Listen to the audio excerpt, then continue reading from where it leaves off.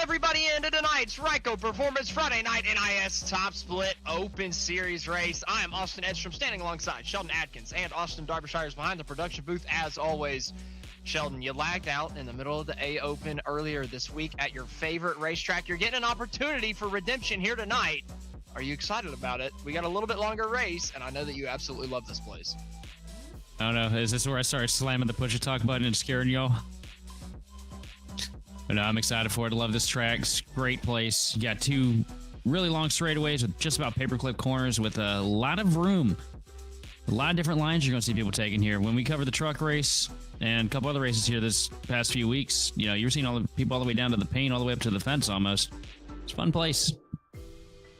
You can run all over the racetrack, and we saw a little bit in the B Open race, people really starting to dive the entry of the corner where they were actually cutting onto the apron, sliding back up across the racetrack and making really good time. So interested to see if we're going to see some of that tonight, see all the different lines that these guys can run through the corners. A little bit of different strategy you can play on that. And we all know that long run pace is going to be very important. We saw it earlier this week. The long run was so important at the end of the day. Had a very long green flag run to the end. So Sheldon, with that in mind, what are your keys to the race? Well, we got a handful of them this week. You know, nothing really groundbreaking, so to speak. But first of all, you're going to keep a rhythm. Get out here, start burning up your tires, missing your marks and everything. With this place being so dedicated to long runs, these trails being so long, you're going to really kill yourself if you can't keep yourself in line for long. On that, we're going to have track position because it is pretty difficult to pass. That's been a universal thing with this place throughout the decades since they first opened this place up in the 90s in real life. So track position, huge key here. And then when we get down to the end of this thing, this track, with it being such a track position dominant track, are 4 tires really that important? I've won a few here on 2 tires. I know a lot of people have pulled that trick too throughout the years. So it's going to be interesting to see if somebody can pull that off tonight. Now we've seen 2 tires last a good 10-15 laps in the past, so we could very well see some strategy come down to the end of this thing. Going to move into our broadcast picks real quick, though. I'm going to go with Joseph Squared. He's got the 2 car here tonight too, so I think Joseph's going to bring that old number 2 into victory lane. I'm going to go with a name that's pretty familiar to me, and honestly, back in the day when he used to race against him, an exponential talent, Adam Benefield. And it looks like Austin Derbyshire's picking Joshua Watson. Joshua was really quick on Monday night. So, I mean, that's not a bad pick this week. Watson obviously figuring something out around the New Hampshire Motor Speedway. Looking in at the track facts here tonight, way hotter than what it was on Monday night. I believe we were in the, high 80s, maybe low 90s. Here tonight, 105-degree track temp, so a good bit hotter. You didn't mention in your keys to the race, but something that I think, because I mentioned the long run, you want to keep that drive-off potential as high as possible. You do not want to chew up those rear tires early in this run. Be able to lunge off the corners the entire run. You got to be able to keep those rear tires on it. And with that hot track temperature, I think it's going to be a little bit easier to run those tires off. Yeah, and like we were talking about earlier in the week too, that run out of turn 2, where you got that little bit of dip where the banking falls off, you're going to see a lot of cars lose it there tonight, or get close to losing it for sure. Well, we saw it on Monday night in both the A Open and the B Open. That was pretty accurate. But we're going to run through our starting grid here at the beginning of the race here for New Hampshire Motor Speedway. Just finished up qualifying. Sean Rogers up on the pole with a 30.598. Austin Fitzgerald on his outside starting in second. Third place is going to be Richard Garcia with Roger Pierce in fourth. Thomas Lloyd lining up row number 3 with J.R. Barberame on his outside in sixth.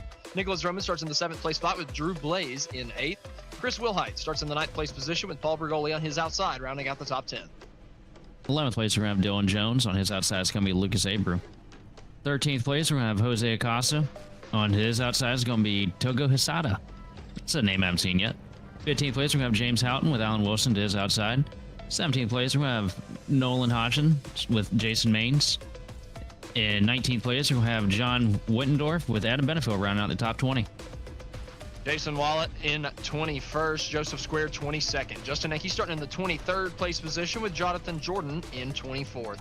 Joshua Watson, the last car to put down a qualifying lap, going to be starting all the way back in 25th with Brad Newman on his outside, the first car to not put down a qualifying time in 26. 27th is Maggie McGuire with Jacob Klein on her outside. Vincent Crow in the 29th place with Alan Pajari rounding out row number 15.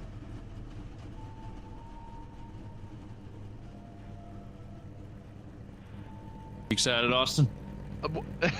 Well, the rest of the starting lineup is 31st Michelle Battison, 32nd Luis Bazura, 33rd John Payson, 34th Ronnie Kuritz, 35th is Lewis Edinger, and 36th is James Miller. I'm so used to having 20 car fields. Whoops. Oh my gosh.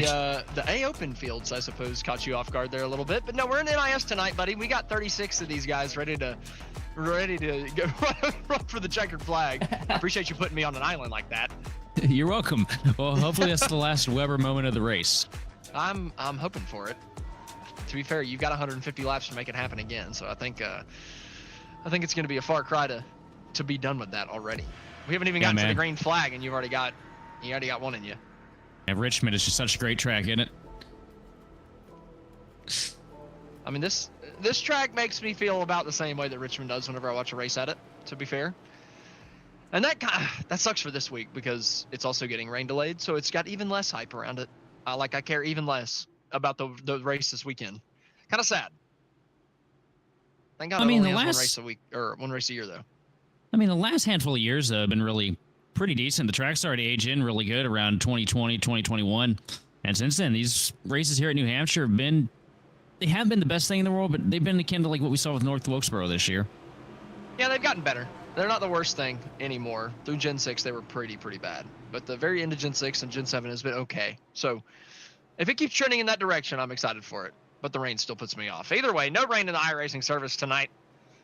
Sean Rogers up on the pole, getting ready to take the green flag, and we are racing from the New Hampshire Motor Speedway. Dead heat driving down here into turn 1. Rogers did not get that great of a jump. Fitzgerald's going to hang in up here on his top side, right on the quarter panel, but Rogers is going to pull away coming out of turn 2. Oh, Slider coming out of turn 2. Can't quite tell who that is dropping through the pack, but they're making bigger further back. The 83 hitting it backwards against the outside wall. It's Adam Benefield that has spun that thing around and put it into the fence. Is that Brad Newman that's just gotten by? I'm going to stop picking people moving forward. It's probably a smart call. You're not particularly good at it. No, I do it and they just get killed. Oh, Boyd. This is a Hornet's Nest coming out of turn 2 on the restart. A couple 3-wide files coming through, and Benefield just not clear. I feel like Newman gave him plenty of, as much space as he could, just barely had his nose in there. Maybe you would expect him to let off a little bit in the early going, but I mean, Newman did have his nose up there, and I feel like Benefield just maybe came across into the outside and turned himself into the outside wall. Yeah, it's just a little too early to be making moves like that, especially clearing yourself. That's not a good start for this thing, but hopefully they'll get it routed back up and get back in it. Luckily, these things are tanks, so he should be okay, right? He should be able to get all that fixed. But yeah, it's still a little frustrating in the early going, having to drop all the way to the back of this 36-car field at a track that is very tough to pass, like you mentioned in the pre-race. So just a little bit of a setback here in the early going for Adam Benefield. Hopefully he didn't get any permanent damage off of that. Yeah, and I see the caution flag come out on lap 1 after last night. Makes me nervous already. we had a rough one last night. We had a couple early cautions in the A Open and then went completely green the rest of the way. So I'm hopeful for a long green flag run at some point.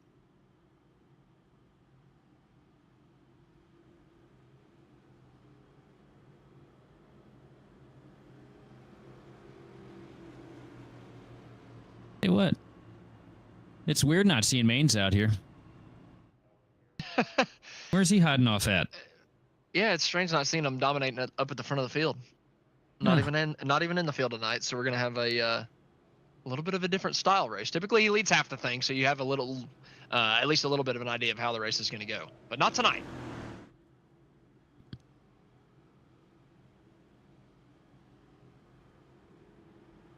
A lot of these guys, I wonder if you come into this race and see the entry list and think, oh, I have a little bit better of a chance this week. Like, it's actually possible. If I put down my perfect race, I could actually win this thing. Versus other weeks where maybe they see it and they're like, oh, I'm racing for second unless something happens. I always loved the weeks where your top guys decided they were going to take a little vacation. Any week we showed up in P Open and I didn't see LaJoy or Nat Miller in there, it was always a celebration for me. Just guaranteed I was going to win one of them at least. Yeah, sometimes you get in those races and you just see a name or two and you're just like, well, we're racing for second or third tonight, and you just get used to it. And then they don't show up one week, and it's a little exciting. So I don't know, there's an opportunity on the board here at New Hampshire. I mean, obviously you got different time slots with the NiS, so you can pick and choose to hopefully get yourself a little bit of breathing space, but still. You still gotta get through Roman though. Got a good feeling he's gonna be quick here at the end of this thing. You know, he always brings a fast hot rod and holds it down.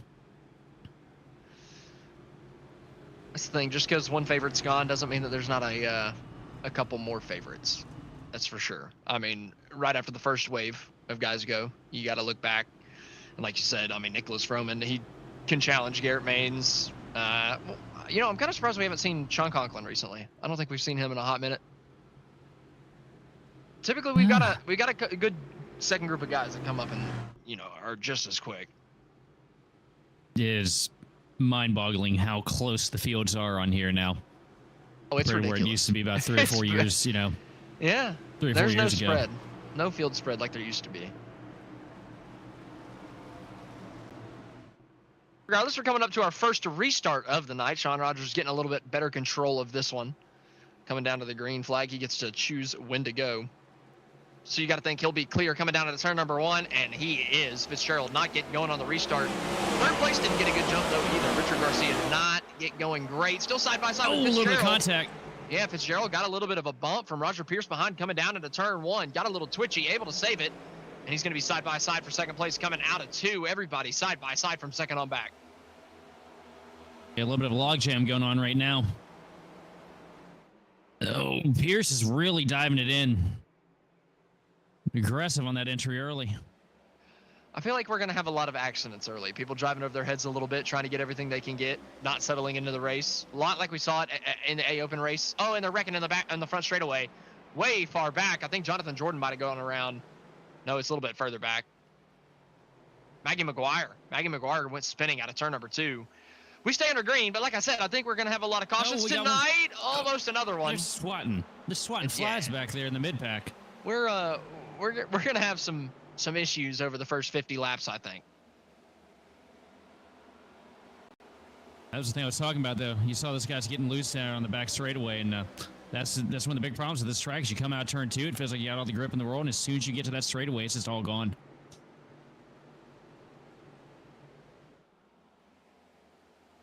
Still side by side for about 8th. Coming out of turn number 2. Dylan Jones on the outside. Paul Bergoli on the inside. That's actually for the 9th place spot. It's just that this racetrack gets so tightened up coming out of these corners. Both these guys fighting for about the same lane and a half coming off of the exit. Trying to stay in those 3 lanes at the bottom for as long as possible. And it just all tightens up coming out to that outside wall. And like you said, over the hump out of turn number 2. Once it flattens out to the straightaway, the car just gets light, and that back end can step around out of absolutely nowhere. And these next-gen cars, they're easy to overcorrect, let me tell you. Oh, yeah, it's with the smaller radius tires and the smaller sidewall on the tires, you don't have as much flex, and then you know, the steering layout is entirely different too, so you don't really feel the car the way we used to feel them here back years ago. So once that thing gets out from under you, it is such a fine line between correcting it and going head-on into the fence. Yeah, once that thing is out from under you, you just kind of have to accept defeat. Get off the gas, let it straighten itself back out. Pray that it straightens itself back out instead of going spinning through that infield grass. I guarantee you we will see somebody lawn mowing down there by the end of the night. Bergoli and Jones touch coming out of 4. Lloyd not sure who to go with. Looking like he's going to go up top. Bergoli still cycling through on the bottom. Lloyd letting Bergoli pick a spot here in 10th.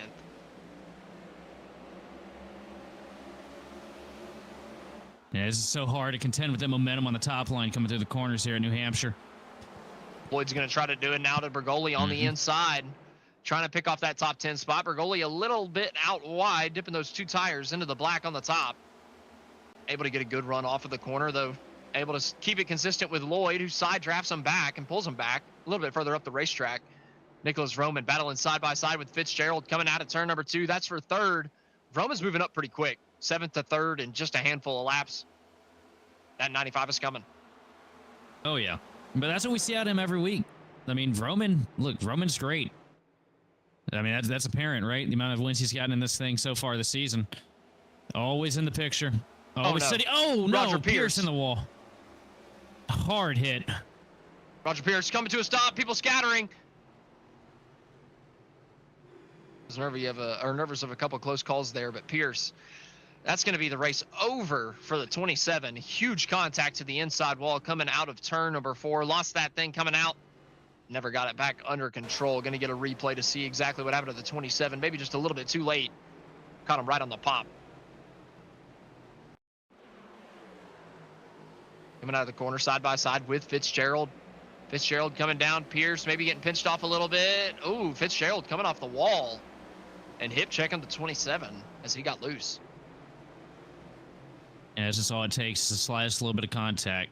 And every little bit of contact you make on here, it's always kind of met with a little bit of a wall net code. And when you're coming off a corner right there where it's the nose is still kind of unsettled, it'll send you around quicker than anything. You can see he's got a lot of wheel into it on the bottom side of the racetrack.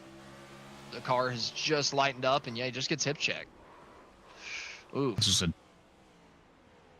Obviously, Fitzgerald didn't mean to recommend that scenario. A very unfortunate scenario. Just get loose off the corner, and I mean, just racing a little bit too hard, maybe. But with this caution flag, we're seeing maybe some variation in pit stop strategy. Only one guy in the top 10 coming down. Just about everybody else staying out on the racetrack. Yeah, the old 18 machine of Jones coming down here getting some tires. Some guys behind him. No, Dodge tires probably just fuel. You wouldn't want to burn a set off this quick. Well, no, we got takers. We've got. Oh man, we've got 6 sets behind the pit wall. What? Yeah, you can take a set every 25 laps. That is terrible. Why? You can take them every like 22. That's bad, man. I don't know why it is so high. It's been like 10 years since anybody's blown a tire here on iRacing at New Hampshire. Why would we do that? That is definitely too high. So I like the strategy. You've got 12 green flag laps on the tires. Yeah, you got 12 green flag laps on the tires. You're at the back of the pack. Might as well put them on. You're not going to run out. If you're last, come in there, fire on 2. See what it does. Learn. I'm shocked. 7 tire sets, man. When is the last time you've seen that many? I don't get it. 150 laps and we get 7? There's no way the NASCAR teams are getting 14, right? No, I mean, we didn't even use that many sets of tires when we were camera thrusting back in the day. That's insane. Well, I'm going to question the decision-making on that one. But, like I said, it's going to make for a little bit of an interesting strategy play here because a good little portion of the field at the back decided to come down pit road, so we can see how fast they come through the field, and especially the ones that started back there anyway and were running back there, the ones that came down. It'll be interesting to see how many spots they can pick up now that they've got a little bit fresher rubber. Yeah, we're really going to learn about, how quick these tires fall off with these guys here in the back taking these 4. I don't know. I've never really seen this place as a fall-off track. Then also you got to factor in the fact that it's a next-gen car on the short track. And we know already that the short track tires with these next-gen cars on here, the fall-off is pretty much non-existent. We did see people making some moves on new tires in the A Open, though. So I feel like I believe it can be done. I really do. Especially after everybody else's kind of newness of their tires wears off. They still have, only 10 or 12 green flag laps on their tires. So I think you're probably still waiting about 10 or 15 laps for them to start falling off, and then maybe you start picking up the pace. As our buddy Nick used to say back in the day, it's bold strategy, Cotton. See how it works for him. We'll have to see. Especially for Jones. He was up in the top 10, and he is now running 29th. So that's a tough one. What it is a good chance to open up your strategy. It's a good chance to make some adjustments early race. Maybe catch some of these guys here. Well, we'll have to wait and see if it's a good strategy call. Still in the early stages of this one. My word. Sean Rogers leading us back down to the restart zone, and we're back under green from the New Hampshire Motor Speedway. Rogers with a really good launch is going to get out here and clear Garcia going into turn 1. Roman hounding Garcia on the inside. Garcia's going to get the run off here coming out of turn 2. Yeah, they're fighting 2, 3 wide further back coming out of turn number 2. Joshua Watson Almost stuck 4. in the middle. Oh, there's going to be contact. Nolan Hodgson coming up and tagging Watson there coming down to turn 3. Brad Newman going way on the outside as he's 3 wide. Newman says, I've seen this story before. Get me out of here. Get me out of here. He's already been turned across once tonight, so he's hoping not to make it twice. But Brad's making moves down on the bottom of turn number 1. All over the rear bumper, the 19.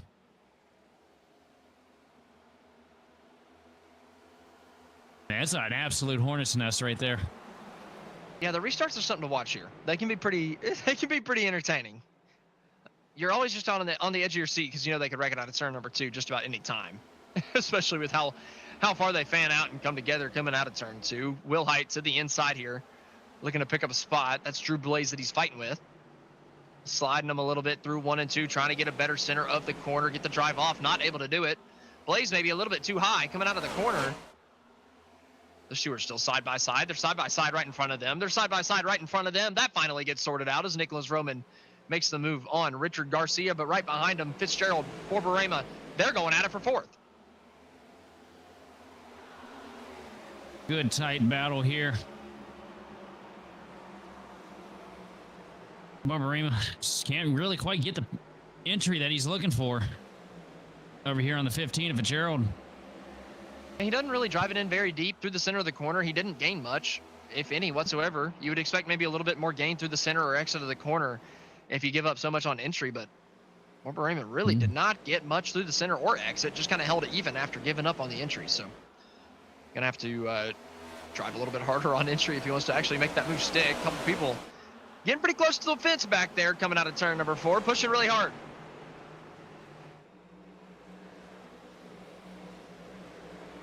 Starting to single file itself out though. Restart, or we're a couple laps into the restart. Watson still to the inside here. Brad Newman looking to pick up a spot. I believe that's Alan Wilson that's losing it. Bergoli's next on the chopping block for Brad Newman. Newman is flowing through on the inside of the racetrack. So is Joshua Watson. Got some names we haven't seen around here in the top 10 much this year. Kind of hanging out. It's not something that I haven't seen around here, you know. Wendendorf, I haven't seen him before. It's looking good out there running 10th in the 10 machine. I like New Hampshire is one of those kind of different style of racetracks where you can start seeing some different names up front. You know, it's not the standard cookie cutter. It's not a standard short track. It's a little bit different than anywhere we go to.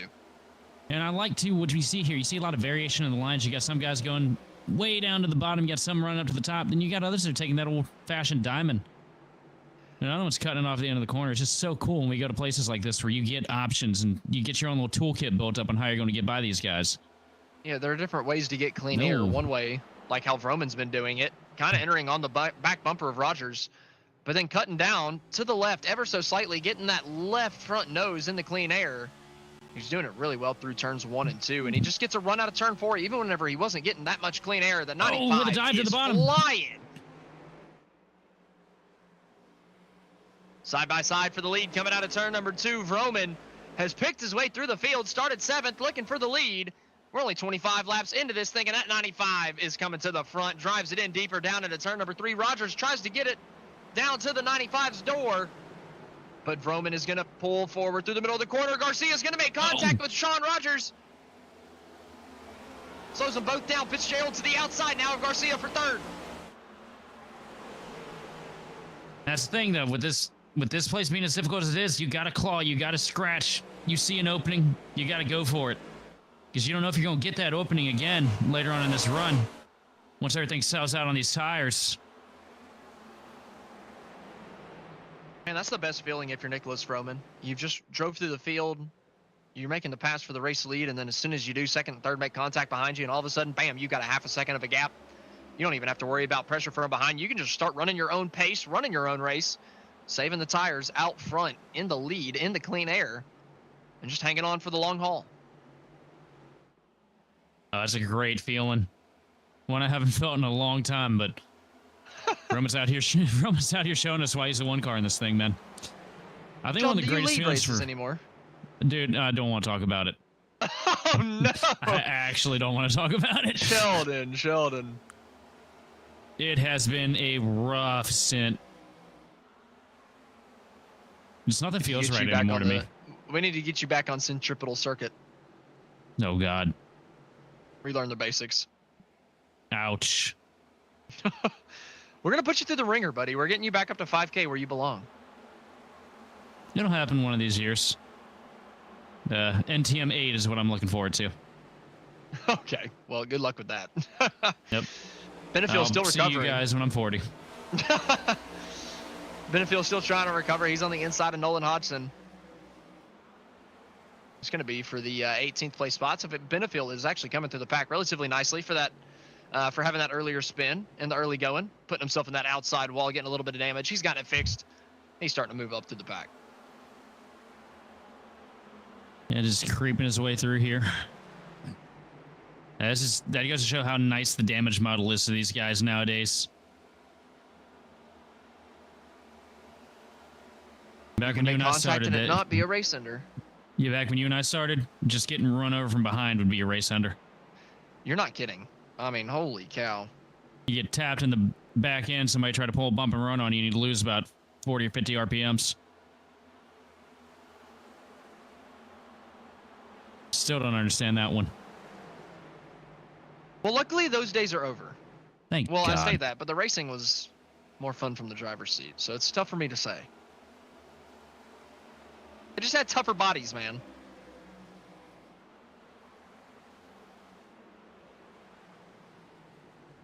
This little battle here between Roger Pierce coming back, recovering from that incident that he had earlier. What are you talking about? That's Miller Bonds. That's Miller Bonds. Man, they got to stop painting these things up the same. You're confusing me up here. Or it's Joseph Square. That's right. Joseph Square's the 20, right? It's Joseph Square. Miller Bonds ain't in the race. So Joseph Square is Joseph Square. See, you're confused too. I always get confused with those paint schemes. You know that. They're the exact same daggum thing. A spotter's nightmare right there. I hate it, man. Whenever Stuart Haas rolls out those stupid all red paint schemes. Overstock cars. Yeah, overstock. What the hell, man? We're not Formula One. It's okay in Formula One because there are only 2 of them. It is a gnarly looking paint scheme, though. It's cool paint, but man, whenever you got 3 of them and they all got 4 in their number, it's difficult. I really hate that they're closing down, man. They're the only team that's actually getting the metallic wraps done right. Well, everybody else just goes with chrome. That's what happens whenever one of your owners doesn't like NASCAR. That's what happens when your manufacturer doesn't let you hire the guys you want to hire. I'm not wrong, Emma. I think I'm getting my wish next week. That's all I'm gonna say about the paint schemes. I think I'm getting my wish next week. So we're good. We're good to go. Oh, there we go. I can't wait. That's all I'm gonna give away. A little bit of context here. Paint schemes. Thank God. No hate. I like the singular one, but man, I wish it was just one of them that had it.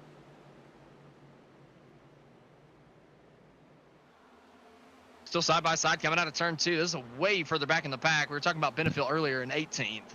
This is a little bit further back that we're fighting for position. Bazura to the inside a little bit further up. He's in 24th. They're also battling side by side for 26.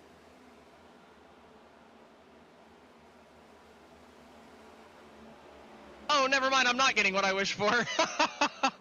Everybody's paint scheme. Okay, never mind. We're... Oh, they're all getting the same paint scheme? What would be the ultimate meme would be if all the Ryco cars just went with a solid white paint scheme with the same stamp number on it, just to mess with us. I'm nervous. I made it. I just said it, and it's going to happen.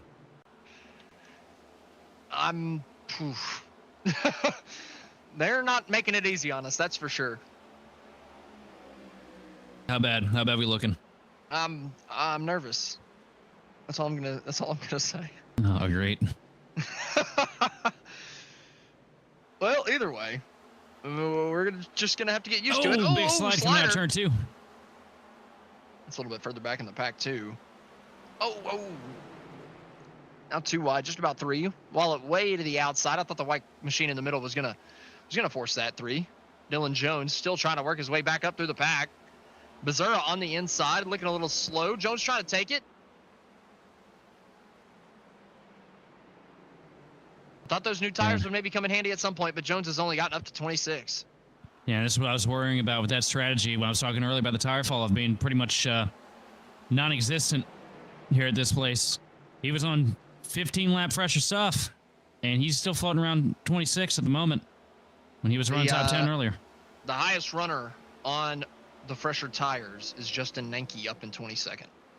So that's the most headway that any of them have made. Not that much. Not that much at all. This ends up being a very long run. I could see it playing into their hands a little bit more, but oof, I don't know.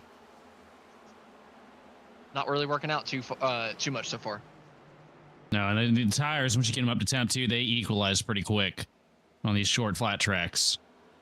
So I don't think they got a whole lot of wiggle room to really make those fresh tires scream compared to these other guys.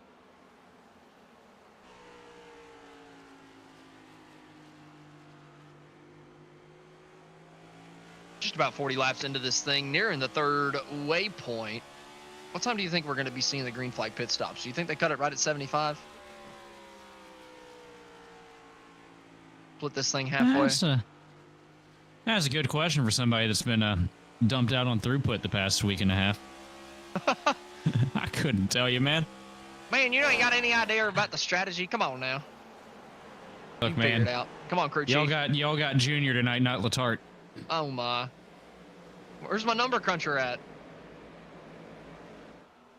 Well, I think they're going to come around halfway. A couple of them are going to probably run 5-10 laps later if they've got the fuel for it, which I do believe they do. Oh, that's a big dive there with the 01 of Watson. You're going to want to be one of the later ones to pit, especially up front. Keep that tire advantage. Vroman still up in the race lead. Not by much, though. Only 0.4 of a second between himself and Sean Rogers. Richard Garcia back another 0.3 of a second. So it's pretty tight still up at the front of this thing as Joshua Watson's trying to take the spot away from Drew Blaze down on the inside. Fighting for 9th. Yeah, Watson has really been coming alive these past handful of laps. Making some really dicey moves here on the bottom, trying different things that other people aren't really trying right now, and it's really paying off on him. As he tries to get by Blaze here. Blaze is holding up tight there on that top, though. Ooh. But not for long. He's giving it up here, coming down into turn number 1. Watson's going to move up to 9th. Right behind them, Joseph Squared. He's looking to make a move on Brad Newman down to the inside, coming through turn number 2.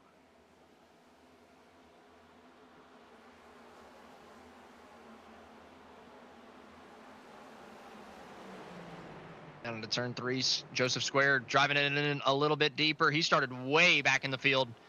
Back in the 22nd place position. He's making a headway up to 11th.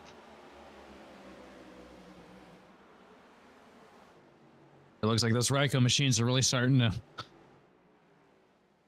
dial in here as these tires start to get old. Starting to get a little bit faster. We saw that they were really, really quick on the long run on Monday night. So it's not too surprising to see them really start coming alive. Yeah, well, it's also not too surprising too. You gotta think of what this place is, man. We're at a short track, technically, with a lot of braking. And we know who's putting these things together. Vroman's been quick, man. Vroman has just been so quick recently this season. I feel like for whatever reason, Nicholas Vroman has found just a little bit more of a step up than what we've typically been seeing from the 95. I typically have always put him up towards the top, but man, the last couple of weeks, that 95 has just been consistently a top 2 quickest car on the racetrack, and more often than not, he's been the quickest. Vroman's just been really solid, really consistent, really calculated with all of his moves. Really good at getting the most out of those tires every step of the way through the run, too. He's been doing great so far tonight. We're going to keep it going under commercial break. We're going to use this opportunity to take our first commercial break as the field is kind of spread out a little bit. Vroman just kind of edging that lead out a little bit. So we're going to take a little bit of a step back, and we'll get back to you before those green flag pit stops start.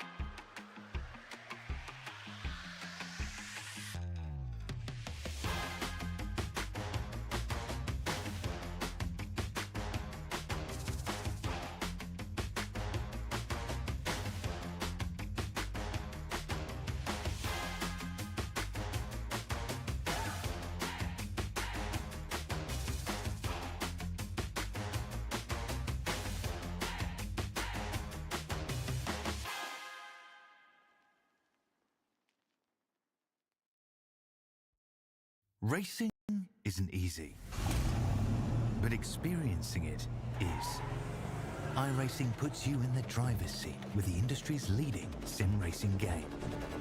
Drive on laser scan replicas of the greatest racing circuits from around the world. Go head-to-head against other drivers chosen by skill-based matchmaking to ensure competitive racing at every level. Compete across all your favorite series. In officially licensed cars, engineered to deliver the most accurate driving experience possible.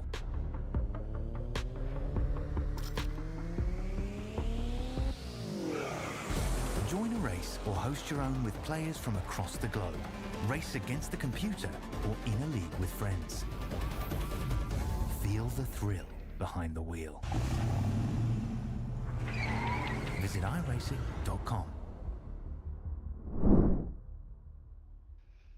Welcome back to tonight's Ryco Performance Friday night NiS top split action on GridVision. We're back from the commercial break and we're under caution. Joseph Squared spun that thing coming through turns 1 and 2. Gave up a lot of track position that he earned. So kind of difficult moment there for Joseph Squared. He's come back from starting in 24th, got all the way up to the top 10 and spun that thing. He's all the way back to 20th. You mean to tell me he spun on that thing? He spun on that thing like it was on a top, man. It looked like a daggum blade coming through that daggum turn. Yo. Vincent Well, Crowe stayed out dang. on tires. He's got 50 laps on him. Don't know what he was thinking, but he's in the lead coming back to green. Just roast the guy right in front of everybody watching. Man. I mean, we'll see how it works out. Oh, Sean Rogers, he's twitchy. He's No, twitchy on three those wide. new tires. Chris Wilhite way down to the bottom. Watson way down to the bottom. Trying to find room coming off of turn number 2. Everybody gets off the corner pretty nice that time. Still 3 wide, funneling down into turn number 3. Ooh, a couple people getting a little twitchy through the middle of the corner. Still not getting the heat in the tires like they want to. Crow hasn't lost too much yet. Just back to a side-by-side battle for second, but you got to think he's going to start bleeding positions any second. And here comes Barbara Raymond with a huge dive to the inside of... I want to see. He's got nowhere to go. Oh, tight. Can he get under Crow? No, he cannot. He's going to stay up top. Lloyd giving him a push. Brad Newman gets into Austin huge crash. Fitzgerald, who gets into Chris Wilhite, who goes spinning back up across the racetrack. Brad Newman catches a little bit of air down through the dirt, and they're all stacking into turn number 3. Oh, my God. Did we just have the big one at New Hampshire? It kind of looked like it. Just about a parking lot down into the corner. Knock the nublets out of that thing. What's a noblet? Anyway. All right. Yeah, Drew Blaze just came off the wall, tagged Brad Newman, got into Fitzgerald, got into Wilhite, and well, everybody's just along for the ride. Hodgson and a couple others just could not get on the brakes in time. Wallet in there.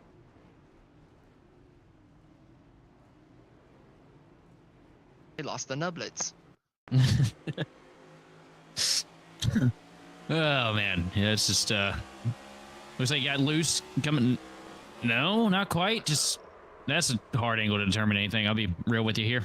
I love those accordion wrecks where it starts 3 rows back and somebody that is 4 positions in front somehow gets taken out. Like, I mean, That's for if you're the car that's in the very front of that little train, I mean, it's literally a car 3 rows back that's taking you out. And there is nothing that you can do to avoid that. No, you have no idea it's Like, coming. I mean, you're just you might minding be your own able to see it in business your mirror. You're minding your own business. Next thing you know, you're looking at waving at the fans in the outside fence. Man, Newman, 10 points for sticking the landing there. Oh, did he get hit? Oh, yeah, Newman did get hit. Make it 6 points. Yeah, you gotta count off for a couple of those. If you get some right wheel damage, I think you gotta count off some points. And well, Newman got hit pretty good in the wheel, I believe. I'll say the 32 machine there was probably the brightest of all of them. He saw that thing happening. He just parked. Sometimes that's all you got to do, man. Race preservation, right? It sucks that you got to stop behind them, but man, it's a whole lot better than piling into it, isn't it? No, absolutely. Take it from a guy that doesn't do that. All right, we're going to ride along here, see what the 32 was seeing going through this thing. Up here on the roof cam, everything looks great. Nice sunny day here in New Hampshire. And then, oh wait, is that smoke? They barbecuing? No, we're all dying. We're just going to get it woed up. Yeah, we're just going to let them do that. And it really did turn into a parking lot. We got one on turn 3. I mean, yeah, had one driving the road course. Well, we're coming back to another restart. We're about a third of the way through this thing, just a little bit over a third. Roman is your race leader. Richard Garcia on his outside. Vincent Crowe ended up coming down pit road under this yellow flag. So, I mean, he's got a 2-lap advantage, but now he's back in the back of the pack. So, hey. We saw what a 2-lap. We saw what a 15-lap advantage meant earlier, so I don't think that 2 laps really going to do anything for poor Vincent. He did dodge the wreck because he was up front, though, so you got to give him credit for that. That's going to come into play. Nicholas Roman up at the front, back under green flag conditions. Garcia cycles through to second, probably the best restart that we've seen from second all night long. Rogers getting twitchy. Oh! Almost up into Borborema. Now they're 3 wide, coming off of turn number 2. Thomas Lloyd down to the inside. They cycle back out to 2 as Borborema takes the 3rd place spot. Here comes Lloyd with a dive down to the bottom. Rogers has had a tougher going of it since he got put in dirty air. Roman passed him early on the first stint, or about halfway through the first stint. And, well, ever since that and putting on the tires, Rogers has had a couple bad restarts and has fallen back from that pole sitter starting position he had. Oh, we got contact in the back. The 19 and 29 just got together coming out of turn 2. Yeah, it's probably not the last time that's going to happen, even on this restart. I think there's still a good couple laps in a row that we're going to be seeing some near misses. Nobody's really leaving anybody too much room coming out of all these corners. Houghton gets loose. Oh, does he hit? Yep, he pounds the inside wall. Caution flag's not going to fly. But that 41, that's going to probably derail his day.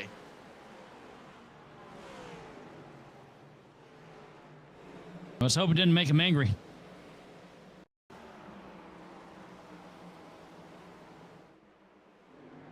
Weird end of the track to get loose on, you know. You don't really see it as much coming out of 4. Looks like we're not going to see it now either. Oh, there it is. Oof. Just a little bit of contact with Benefield there. Yeah, Fox. Let's go. Oh, our producer called it out that he foxed it there. I love it. Oh, you got Houghton holding a pretty wheel.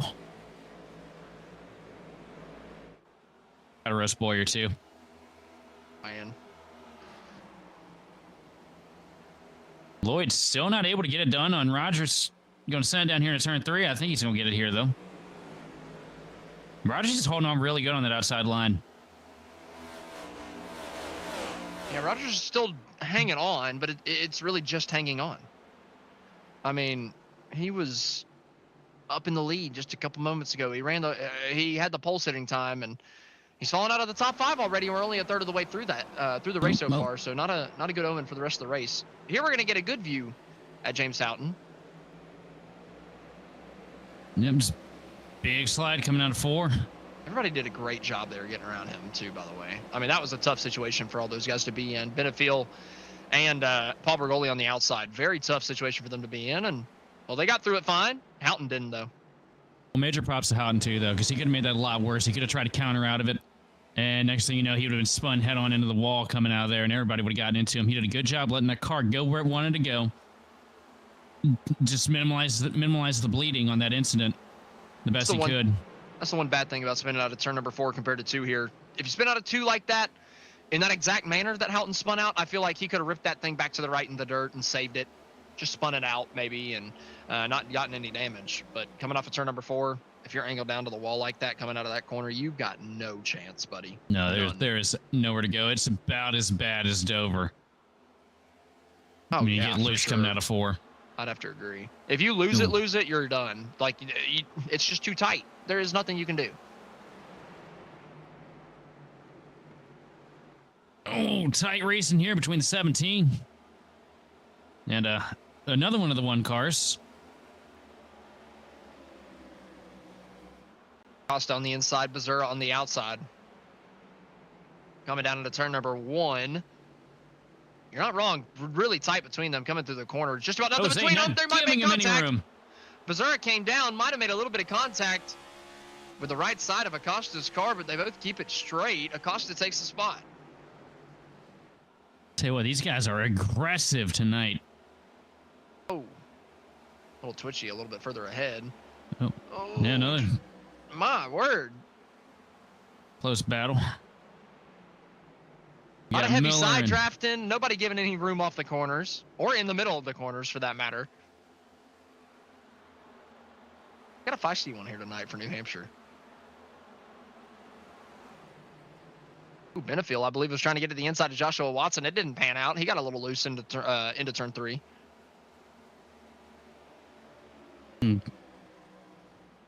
Crow and Miller are running really hard right now.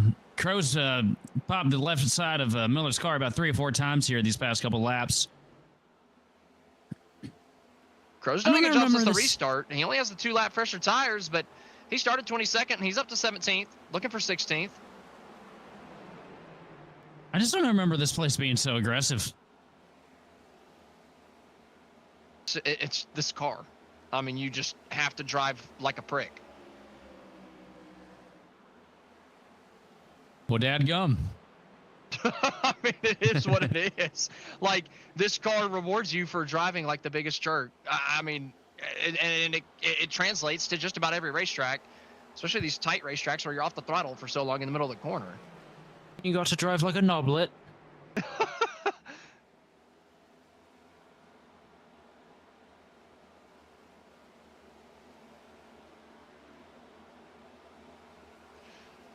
My brother's bringing me some chicken nublets, and I can't wait.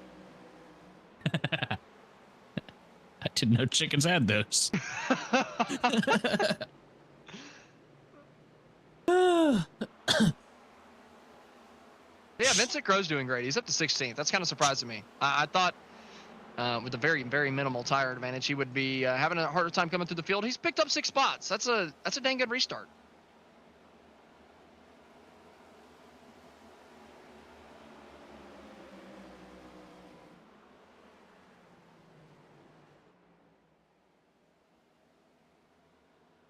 Mark Matt's saying you just got to hawk it in there. I mean, you got to drive these cars in there. That's for dang sure. You got to use more of the right front tire you've ever had to use in your life. With these next brother, cars. And I hate it, man. I'm a right rear racer. You gotta hike to it, brother. Come on. Gotta hawk. I was expecting Verma to get a little more headway here on Garcia on this run. I think he's backing out the pace, saving tires. I I really do. He came from 7th to lead this thing. He's not running as hard as he could. There's no struggle in that. There's no pushing. He is just driving a normal line. He's saving tires. He's expecting this to be a very long run. I think we're relatively close on fuel if this thing runs green to the end. So he could be saving a little bit of gas, not pushing too hard.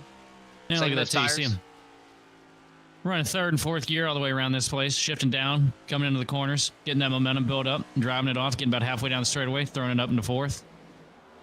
Yeah, that's something we didn't used to see here back in the day. Mixed feelings. I think this place would be better without the shifting. Yeah, I think it would be significantly better without it. But hey, this is what NASCAR's given us for what, 3 years now? Yep. Oh, Watson, Rogers, close out of turn 4. Luckily, they stay out of each other and out of the fence. Vincent Crow hanging on for 16th, a little bit further back over Acosta. He was putting up a challenge right behind them. James Miller hanging on. Brazera to the inside, coming through 1 and 2. Miller with a good run on the top side of the racetrack, able to hang on for now.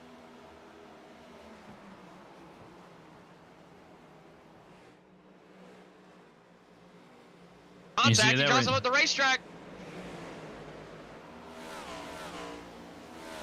Oh, he's in the fence, man. Miller. Brazera pushed him up, man. Miller got way out of the groove. Tried to get it back down, keep the momentum. Looked like he was going to have the run and found the fence on exit. Oh, Vincent Crow gets into a Abreu further up. Crow goes spinning. Acosta's involved. Oh, what a shame for Crow. Looking so strong there after taking those tires, getting through the traffic. Oh, it was a little bit of beating and banging in front of him. The 19 got checked up, and Crow couldn't get checked up in time. Then Acosta just kept that thing pinned. I don't don't know what was going on here coming down into turn number 1 between these two. And then, you know, Costa definitely didn't lift for him. I'm sure he did at some point, but maybe he could have gone around the outside.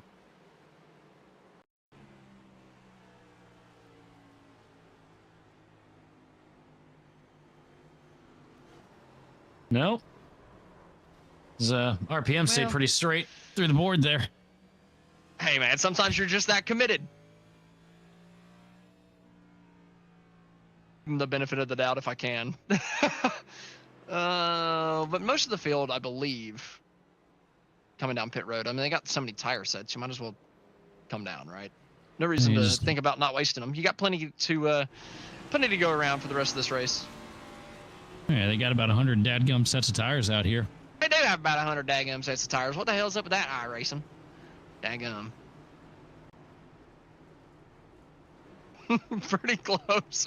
Up at the front, Richard Garcia getting out first over Roman. Can't even keep a straight face with that. Oh, wow, our counter's pretty much live. This is impressive. Yeah, he's pretty quick with it. Yeah, way to go, Green. Oh, just one of those races, though. It's been I can't say the word. I don't want to artificially inflate it, but it's been one of those kind of races.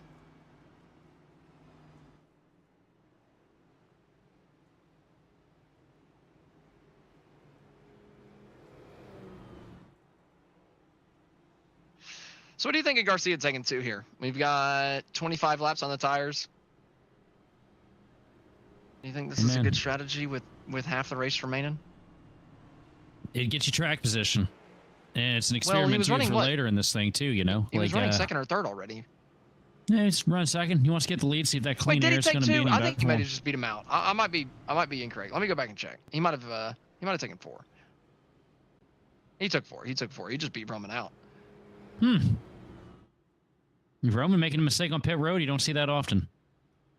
Doesn't look like he did make a mistake. He parked in his box fine. I think Garcia just charged his box faster. Garcia was a full second faster on pit road than Roman.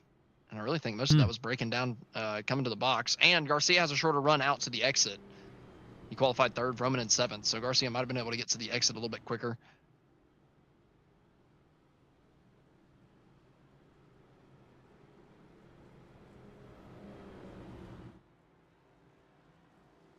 I believe we're taking 1 lap to go here as they start getting double file. Roman getting to the outside of Garcia. Borborema's running up in 3rd. Thomas Lloyd in 4th. Joshua Watson running in 5th. Sean Rogers in 6th. Adam Benefield 7th after a very early spin in the first 10 laps. A good recovery there from Adam Benefield. Paul Bergoli lining up on his outside in 8th. Joseph Squared in 9th. He had a spin earlier too, so he's done a good job recovering. And Brad Newman rounds out your top 10 as we're getting ready to come up to this restart.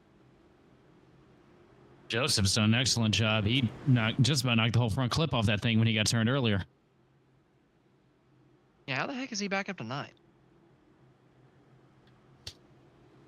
It's the power of 2 Josephs in 1 car, man. Okay. There's 2 of them, brother. That was stupid. I'll give it to you. Even though I hate it. We're coming back to the green flag. Richard Garcia on the inside, beating out Roman on that pit stop and easily beating him to the gas. Borborema with a huge jump. Relegating Nicholas Roman back to 3rd. The 3 Ryco cars heading down 3rd, 4th, 5th, down to the turn 1. Borborema's up in 2nd, and Garcia's leading them down. What a good launch for the inside line here. To be able to clear Roman. I don't think it's going to be a race-winning deal, but man, that's a huge move, especially right now. Yeah, Roman's stuck up there on that outside, racing his teammate right now, P4. Yeah, Watson's been fast all week. I feel like he's got to be thinking, man, if I can get in front of Roman and make these passes quicker than him, maybe I've got a chance to hang on and hold him off. But Roman looking a little bit quicker on that outside. Brad Newman shoving somebody up. Newman way up the racetrack, shoves the 12 of Paul Bergoli all the way up to the fence. Through 1 and 2, Bergoli drops spots. Newman dropping a couple. Able to keep it green, though, no yellow. Okay. I mean, it kind of works for him, man. Every time we see Brad, it's typically something crazy happening. That's fair. That's a fair point. I'll give you that. Watson and Lloyd, 2 Ryco teammates, battling side by side. Roman right in front of them, trying to run down Borborema. Roman with a little bit of a tighter line up in that second groove. Borborema way up in the third, trying to later diamond off the corner. Roman just trying to find that clean air underneath. JR able to find it through the bottom of 3 and 4 for now, and still getting a good run.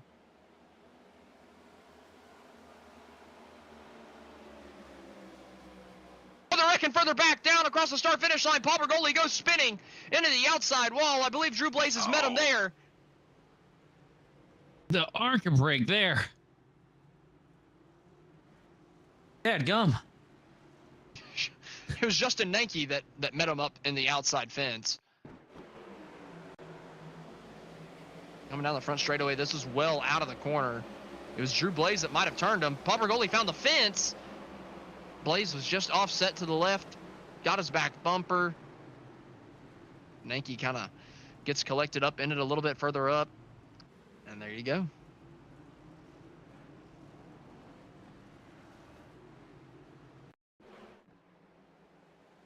Bit of a racing deal with Bergoli just finding the outside fence all on his own. There's a. He just overcorrected trying to miss that wreck. Took him right back into it. Oh, that was so close.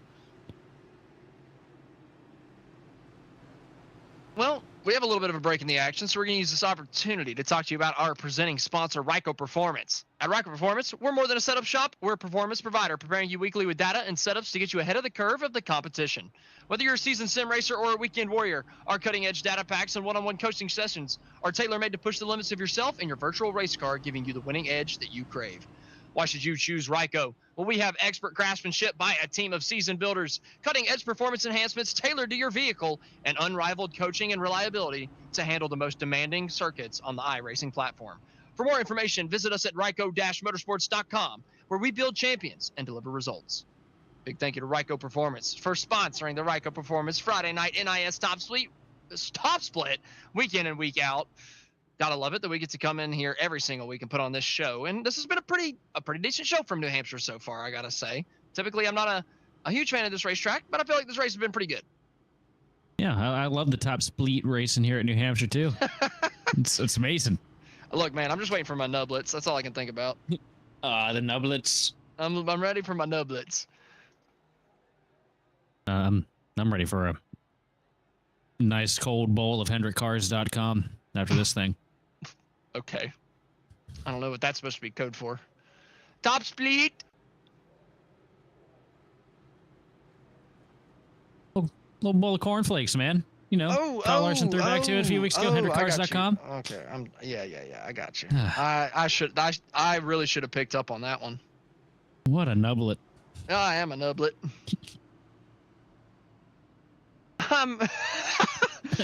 Oh, okay. I'm not. Yep. Sometimes the producer whispers things in my ear, and it just, makes it feel some type of way. Dude, he hasn't talked this entire time. Not for the boys and girls at home. We don't have a producer. Are you sure about that? This is all automated, dude. You're just hearing things. Is Derbyshire just fake? He's not real? Yeah, I mean, who would? How many people do you know named Derbyshire? That's a good point. And he says he's from Canada. Right. I don't know if I've ever really met a Canadian. That's all right. I got Nick last night. He totally believed something that we said that was absolutely not true. I think told him the lever recorder panel of the truck in front of him said gullible on it. He believed man! Borborema did not get going whatsoever from second. He might lose third to Watson. Watson's going to dive him down into the corner.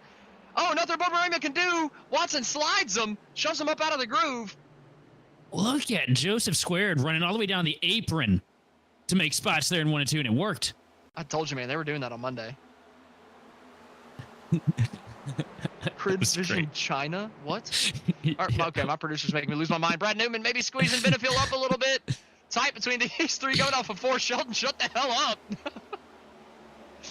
Freaking giggler.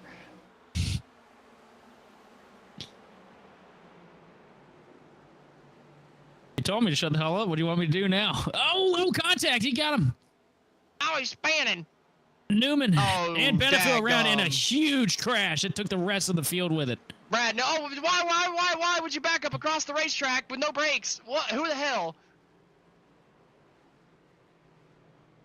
He had a heat-seeking missile come back across the racetrack. Shades of Ty Gibbs. I mean, it looked like he threw that thing in reverse and just... But in reverse, Terry.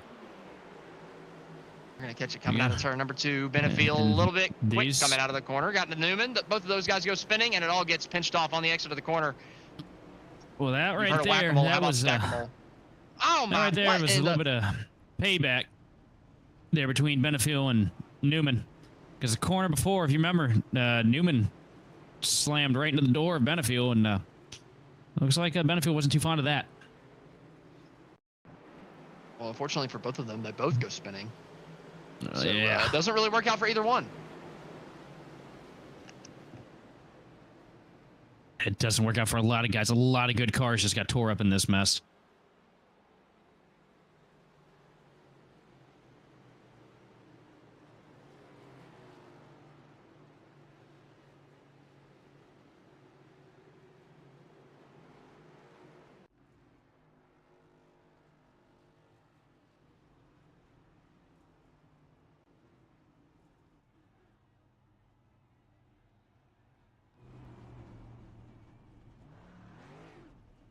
Oh, no, we're here. Edstrom, you there?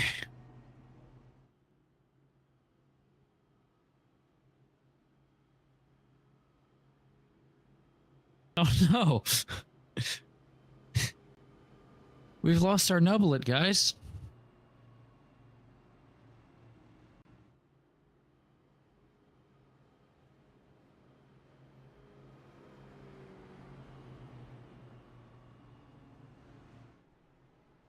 Boys, I'm sorry. I had a nublet delivery.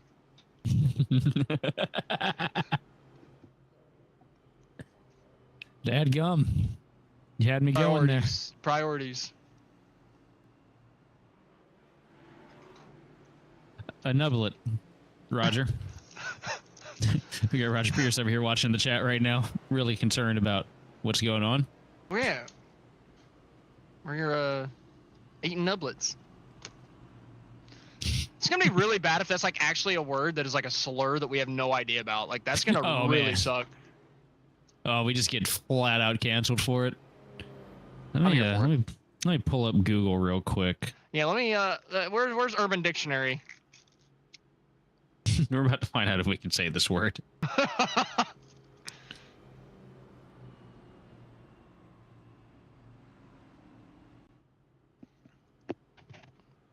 All right, Internet it's just some slang random mountain- derogatory. Hmm? An especially inexperienced or annoying noob. A nublet Yeah. is an annoying noob. Yeah. Okay. So next time we see somebody arc a brake, we're talking about the biggest nublet in the field. I mean, it's like GIF versus GIF. If you pronounce graphics, you're wrong. I said what I said. Look, man, this caution just got extended a little bit. That gives me an opportunity to eat a nublet. So what kind of nublets are you having there? Some Zaxby's nublets.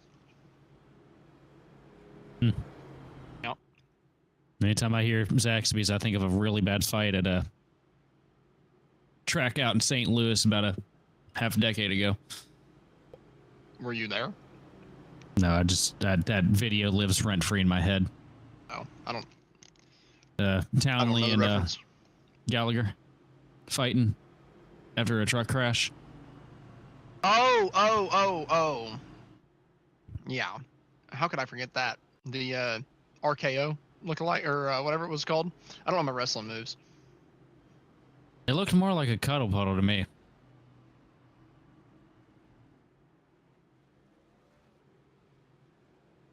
Nah, not any little nibblers. I got the Mr. Beast Feastables box.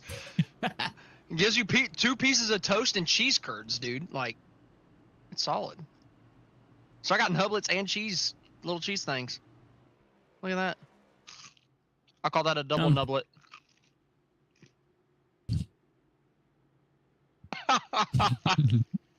Yep. We're having a fun time tonight. We get to experience what the sound of a nublet being eaten. Damn, that's a good little nublet. Oh my god.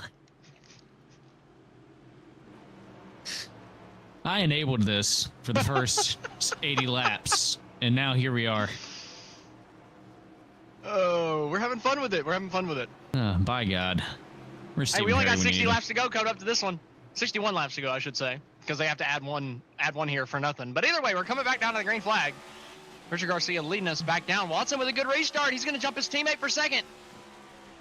Well, Watson was the determining factor on that restart there. He got to the rear bumper of Garcia and just pushed him through the box. And that's exactly what Watson needed there. Watson putting the little nublet Vroman in his place, back to third. Oh, and I think he's diving down on the leader. He tried to. Not able to take it for now. Just cycling through behind Garcia. Watson's been quick this week, man. I can't believe how much speed he's had. No, he is absolutely hauling it right now. And Garcia with a mirror full of Watson. Watson down to the bottom, coming out of turn 2. It's not even the mirror anymore. He's down side by side. Watson can't get the run off the corner, but he's keeping his nose in there. Coming down to 3, dives it in deep. That 0-1's going for the lead. He's just going to even out here with Garcia through the center, and then he's going to get the run down the straightaway. It looks like, I don't know, the camera just skewed it a little bit, and I'm not paying attention. But here comes Watson with a huge dive down into turn 1. I think this is going to be the corner he gets him. I don't think you're right. Thinking. I won't stop thinking. Whatever you think, say the opposite. Oh, man, they're wrecking coming out of turn number 2, hard in the outside wall.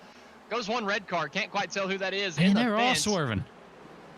Oh, man, I feel like that very well could have hurt his suspension a little bit. Garcia, though, I think it's finally going to happen down to 1 this time. Oh, we got smoke right in front of this group. They're just about 3 wide coming out of turn 1 a little bit further up, but Joshua Watson's taking the race lead. Garcia side by side for second. Vroman's looking to take it quickly. Watson's trying to scoot away. Now, what is Vroman going to do when he gets down here into turn 3? I think he's going to hit the brake pedal. And then he's going to rotate the car. Then he's going to slowly work his way back onto the throttle.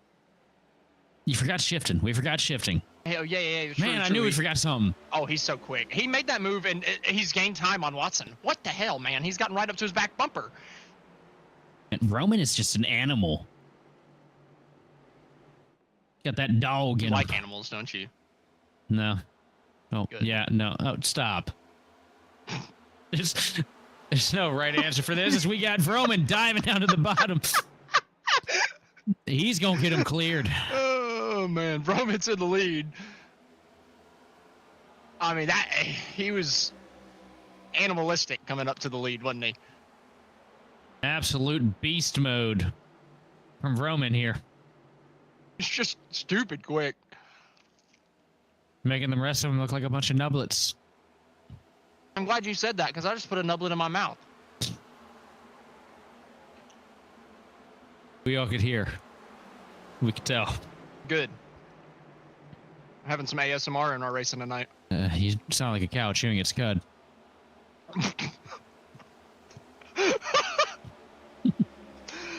Oh, man. You You're gonna make me giggler. cry on that one. Racing hard a little bit further back. Drop base into the inside. Looking to pick up a spot. It's Lewis Ettinger on his outside in the 35.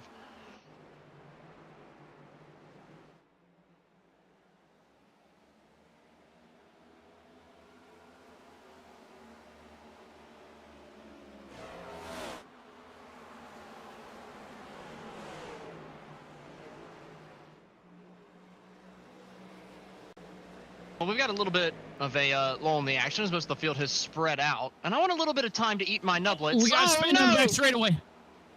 My nublet time. It's 33 machine. He's going to save it. Are we going to stay green? We're going to stay green, so I'm going to give myself some time to eat some nublets. We're going to take our last commercial break at the Racing in Action. Oh, my producer just got me with the replay, so just kidding. We're all working against each other tonight. Oh, man, you got a Pundaroonie. Sent that thing to the dirt. Now we're going to take a commercial break so I can eat some nublets. We'll be right back.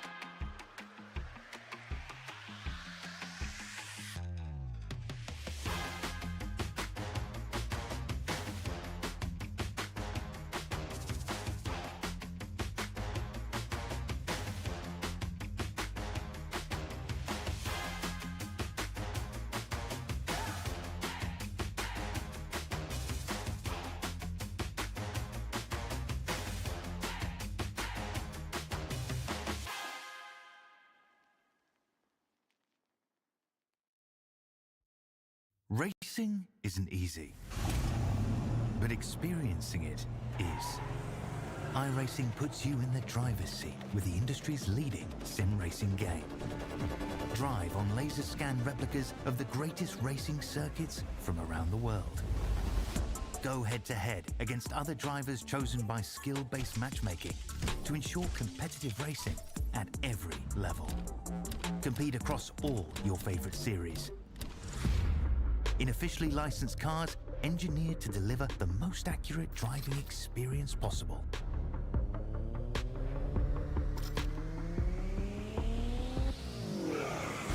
Join a race or host your own with players from across the globe.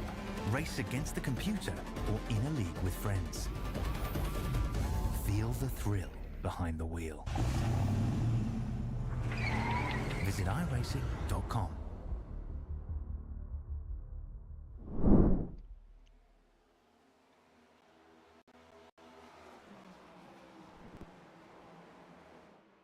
Welcome back to tonight's Ryco Performance, a Friday night NiS top split. Nicholas Roman's leading the way. His teammate Joshua Watson's not letting him get away, though. He's up in second place all over the back bumper. Just about 0.2 of a second back now as they come off of turn number 4, but he's been keeping it close. Thomas Lloyd's a little bit further back off, 0.7 of a second between our leader and third place. Richard Garcia in 4th, J.R. Borborema in 5th. Gonna run through the rest of our top 10. Joseph Squared's in 6th, Sean Rogers 7th, Jose Acosta in 8th. Toga Hisada's up in 9th, and Vincent Crowe has rebounded all the way up into the top 10, so great run there from Vincent. Side-by-side battle a little bit further back. James Houghton to the inside of Payson. That might be contact. They end up keeping it out of each other, coming through 3 and 4. Houghton with a very strange line on the bottom. Looked like he was going to come back up across and maybe tag the back bumper of that Ryco number 31 from John Payson.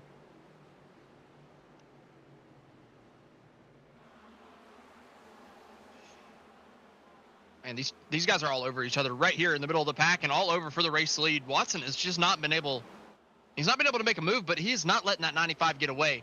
I'd just be nervous if I was that 0-1, being stuck in that dirty air this entire time. Are you pushing just a little bit too hard through the center of the corner to keep up with him? You've seen him maybe a little bit too heavy on the brakes, using him a little bit to rotate the car right at the middle of the corner, really sliding that thing, sliding it on exit a little bit. I think he's pushing just a little bit harder than the 95 in front of him.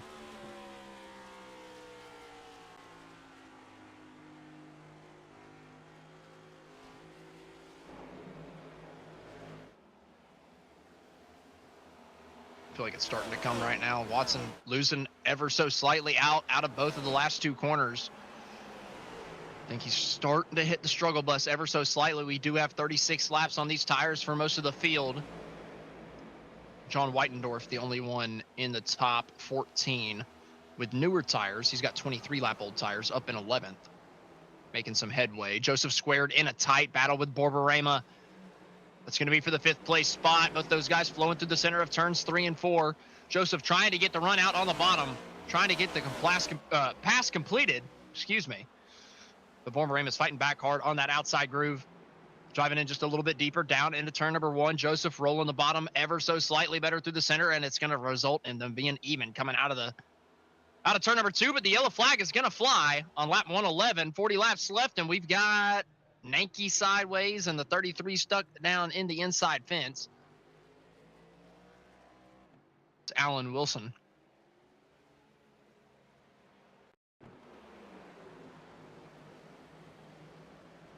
Coming out of turn 4, Wilson just getting a little twitchy, then getting a little too high on exit, gets into the side of the 42 of Nanke. 42 does a good job keeping it off of the fence. That could have been a whole hell of a lot worse for Nanke. But unfortunately for him, he was already 5 laps down, so it's not really like it affects him too much.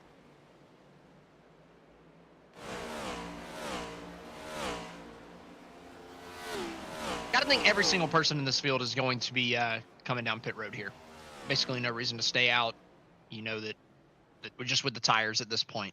And you've got so many tire sets, a little over probably 35 laps to go whenever we go back racing. Just gotta come down. There's absolutely no reason to stay out there. Put yourself in a bad position. It's not like we're trying to save them here. I don't think you can take 2 yet either. Too many laps to take 2. You can't. You got too many laps left in this thing to take 2. If you take 2 now, you're going to be hurting in about 5. Especially with as many laps as they just got on these things here this last run. You want to take all 4 nublets. Did you take care of your nublet? I took care of my little nublet. Good to hear. The best part is the fact that we're not hearing her. I'm glad I can't hear your nublet. Oh, my nublet's really cute. It's a great nublet. I don't really get many issues with it.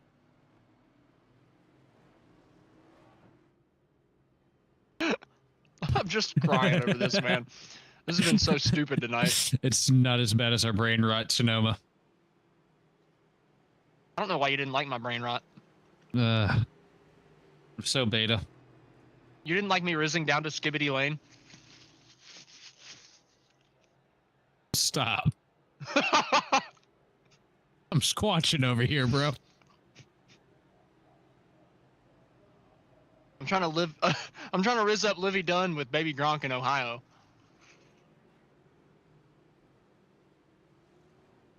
W's in the chat, boys.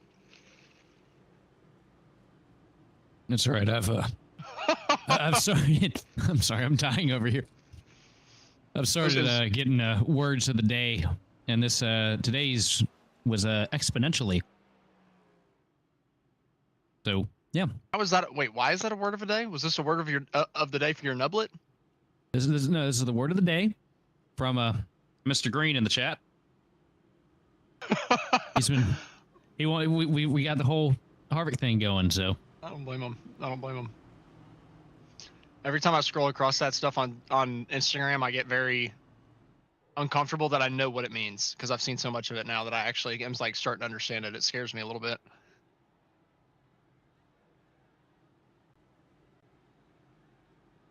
I'm so glad that you selectively chose to write your brain. I've been avoiding it like the plague. I just, you just like sit in bed at night and maybe you're just a little bit bored and you just start scrolling and then all of a sudden you see like 3 or 4 of those videos in a row and all of a sudden your brain starts making connections like, okay, I get what that word means. I know what they're saying on that. But man, it's just, it hurts your head. It hurts your head for a while. I would say my Instagram reels, they have been completely unhinged. Hey, I'd say us coming up with past Nublet year. tonight, was that not adding to brain rot? We're Honestly, adding Nublet to it. It's this is grid rot. Roddy. Grid. Welcome to Grid Rot. I'm your host, Nublet. And I'm your other host, Nublet Squared. It's been a very unhinged broadcast so far. I'm absolutely loving it. We still got 35 more laps of this crap. So get ready, buckle up, because Nicholas Roman's getting ready to take the green flag once again. And we're back under green. Watson trying to fade down to the bottom, try to hang on to that second place spot. Borborema's having none of it. But just cannot drive down to the corner quite as deep as Joshua Watson. Watson's going to keep second. And on the newer tires, we saw he could drive up to the back bumper of Roman. Can he do it again? I'll say Barbarema was all over the rear bumper of Watson going through 1 and 2 there. Barbarema being aggressive here in these later stages. Vincent Crow that. Way out of the groove goes Crow. He's going to bleed positions coming out of turn 4.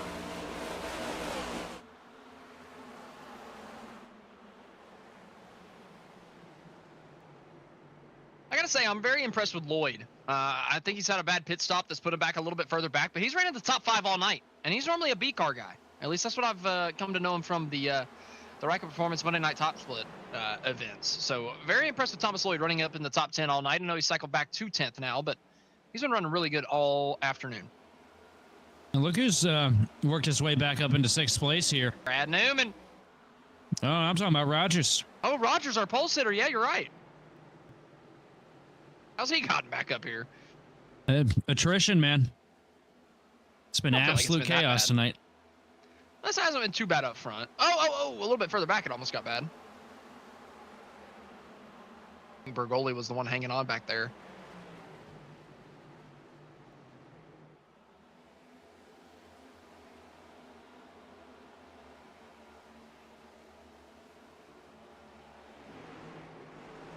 That was the old Larson line there.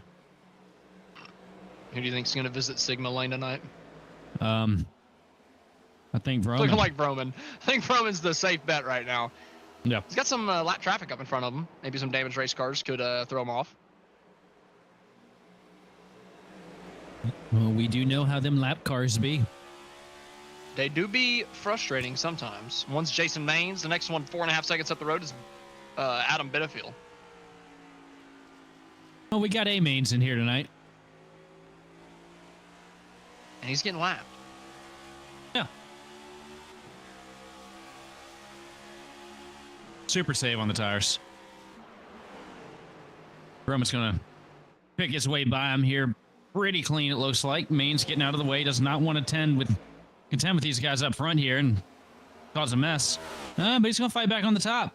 I'm going to start predicting things now. Yeah, I thought Maines would maybe just give this one up. Not really run him too hard for it, but he is driving him pretty hard back in 33rd. Kind of surprised. The old Ryan Newman strategy fired up tonight, I see. I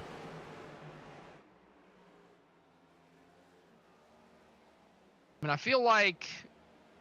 Oh, and he's going to run from him pretty close coming out of turn 4. He's fighting to stay one lap down. I don't know. I think he's going to get... well, he's still running them hard on the outside.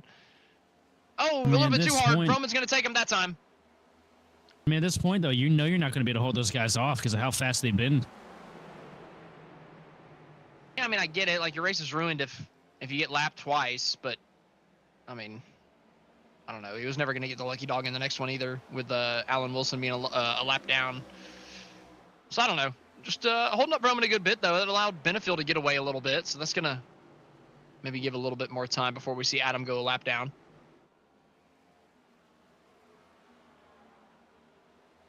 I've always had the don't be a nublet strategy. I agree. I try to not be a nublet. You know, you give respect, you get respect back. If you be a nublet, people are going to be a nublet back to you. Yep. And right now we got Garcia and Barbarema running side by side here for the 3rd and 4th spot. Garcia down the bottom in that black and green machine. Here Garcia is trying to take it on the bottom of Vorvarema, trying to take that third place spot. What do you say we go to a little bit of a Ryco rev it up and listen to the sights and sounds of the New Hampshire Motor Speedway as these guys are winding down this race?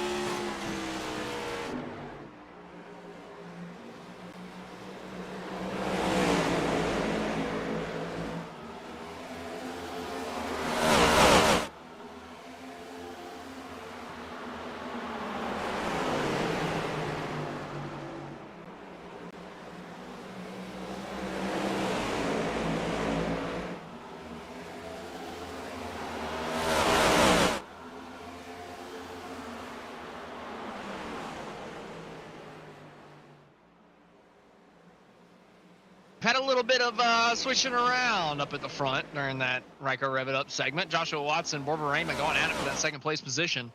Watson winning out for now. 23 laps to go coming to the line. 12 Machine of Mains is still right up there in the thick, just holding these guys up. I mean, it's working out for them. But, I mean, you've already got the leader. The leader's already gone by you. You know Roman's not going to mess up so bad you're going to get by him. Just...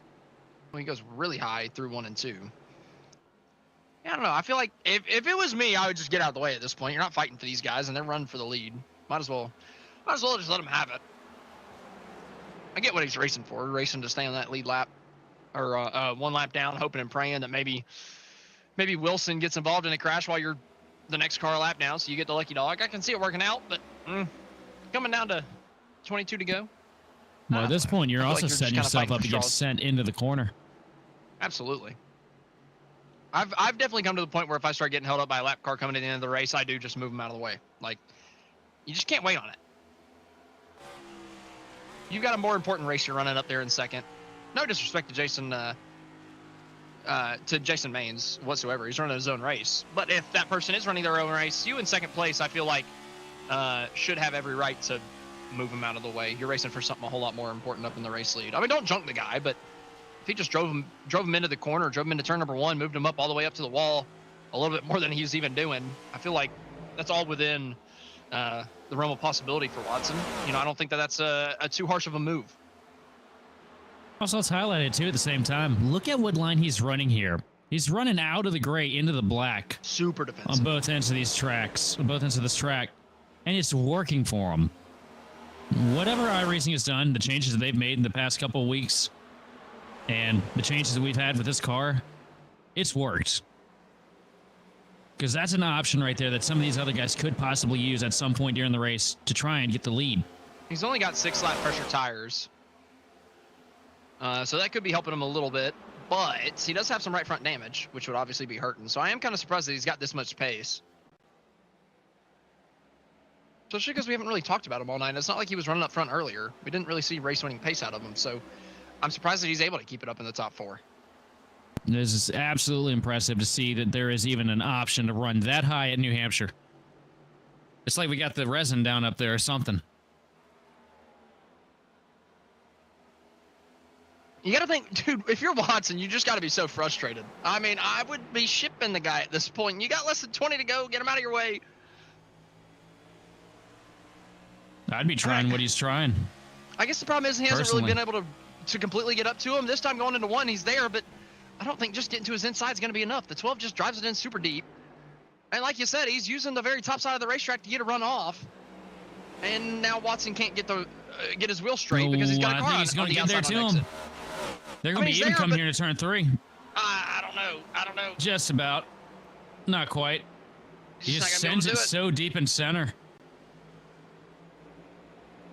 And Watson's stuck behind him again. If I'm Watson, I'm just moving him. I mean, it's over. And also, this is not a fun place for Watson to be either, because you got Barbarema on your rear bumper, and you know Barbarema's pretty aggressive with that front bumper, especially when we get into the later stages of these things. So the last place you want to be if you're Watson.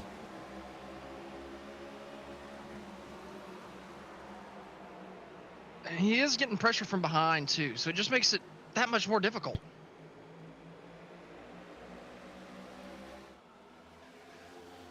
I just feel for Watson. I just, you know, if it's just the one car in front of you, maybe you can overcome some of the dirty air. But with both of them, you know, the 12 kind of takes away your high lane that you want to do. And then even if you do get the run, you're getting squeezed off on exit. So you can't get the power down as early as you want to actually make the move on or any run on Broman.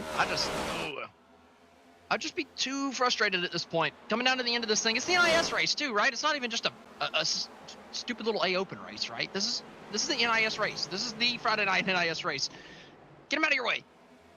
Newman and Crow meeting again. My word, man. These guys don't go away. Crow gonna muscle him. Crow gonna muscle him up out of the way here, but Newman's gonna fight back on the top. Going down to turn 1. I don't think we're done wrecking yet either. Down there. Oh, boy. Pinching Crow into the corner. Crow got Backfired, but is he gonna be able to pull the crossover on him? No. Crow's gonna get a huge run down the back straightaway and pull away from him. And Newman get back to the bumper and give him another little shot. Through the center of 3 and 4. I don't think he's got enough for it. Crow's going to get the better run. He's going to hang on to that spot. That's for 13th. So Crow doing a good job recovering after getting shoved out of the groove a little bit earlier. Everything from 2nd on back to 5th is super tight, though. Jose Acosta's done a great job getting up to 6-2 right behind this lead group. And Jose Acosta, this is another very aggressive driver here. If he finds his way into this mix, it can get really interesting really quick.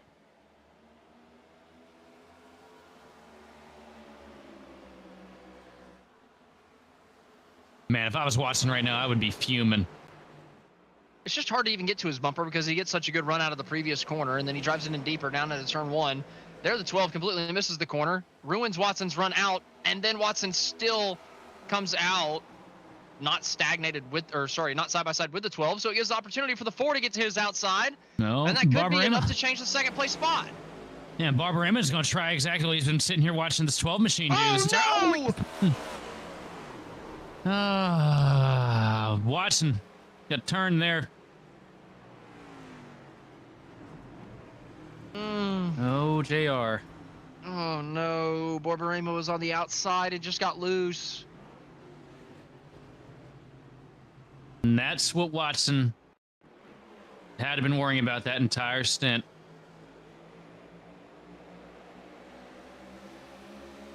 Oh, just ever so slightly coming down. It's not even huge. Just so slight. Hard break for Watson. Too. It's so good all race. Get down to 10 laps to go in this thing, and you just getting dumped because you're stuck behind a lap car and you can't use the track how you want to.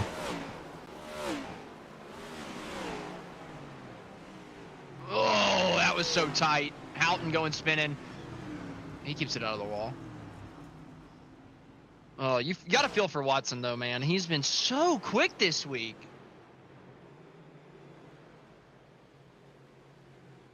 Just to have it all undone, racing in lap traffic, and then I mean, honestly, it's racing the lap traffic that got him put side by side.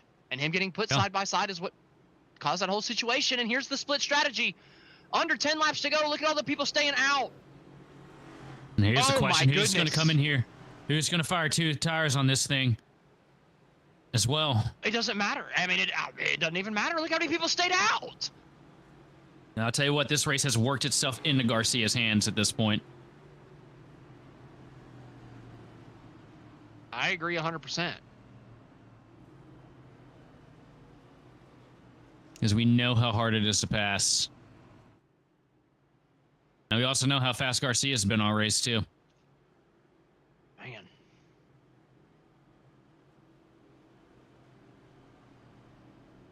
The entire top 10 stayed out there.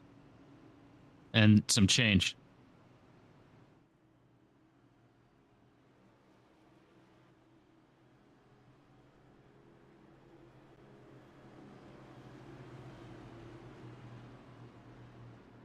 Well, good old racing at the end of this thing. Coming down to blows. And now we've got a late restart that has completely jumbled up the front of the field. Waiting for them to come across the line so we can get exact, accurate numbers on where everybody's going to be starting here on my iRacing timing and scoring. Trying to especially get a good look at Nicholas Roman. Where did he come out of pit road? How many people is he going to have to go through?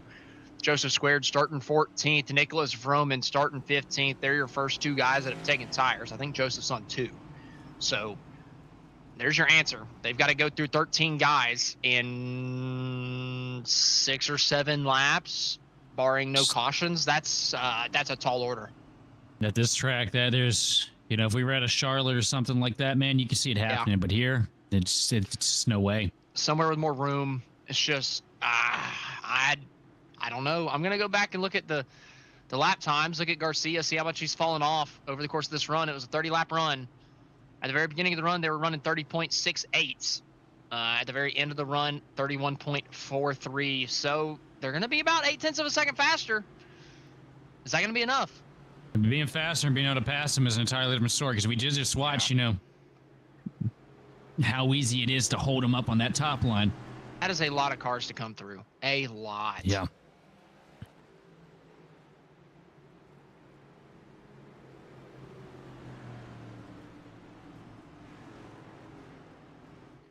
Well, that kicks it off. I've got no idea who's going to win this thing now. I mean, it's anybody's best guess. Is it going to be one of the guys on the tires coming to the field? Is it going to be one of these guys up front?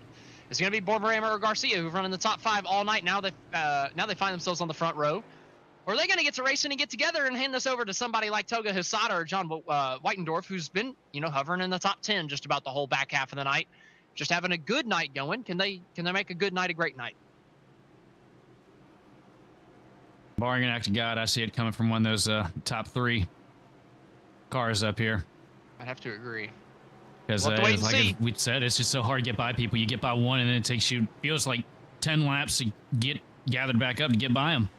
The next car. Is there going to be enough time for the 4-tire runners to come through? 7 laps to go, and we're back under the green flag.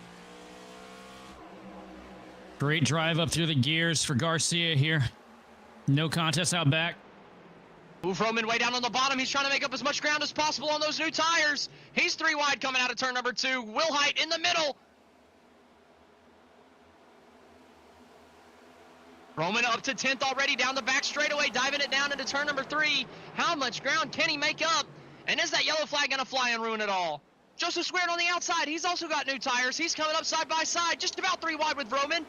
They're going to be side by side down the front. Squared with a huge run down the front straightaway. He's boxed in. We've gone Fox he makes Cam contact. here. They're wrecking. Joseph Squared tried to find a hole a little bit lower, made some contact. Somebody was on his quarter panel. That shipped him up the racetrack, and I believe that was Becerra going sideways, spinning into the outside wall. Luis Becerra being on the short end of the stick of that one as Roman and Joseph were trying to come through, figuring to see it down into turn number 2. Joseph tries to cut down in the middle of the racetrack. Oh, actually gets stacked up from in front. Will Height comes up a little bit. Ooh.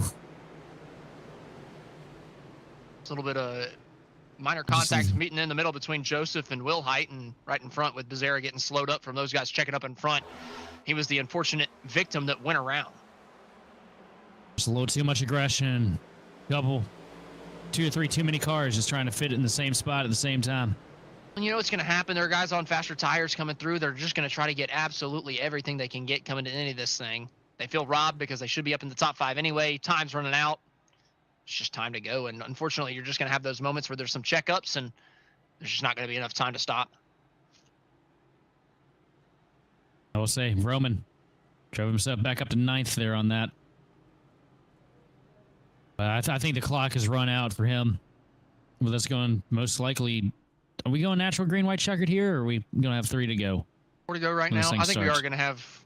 I think it's going to be an actual green, white, checker. But regardless, if we get more yellows, he's got a chance, right? If we get, out of turn 2, I think his best chance is on the inside. He's starting on the inside, so if he can pick off 2 rows through 1 and 2 somehow, and then another yellow flag come out down the back straightaway or down to turn 3, I think he's got an opportunity.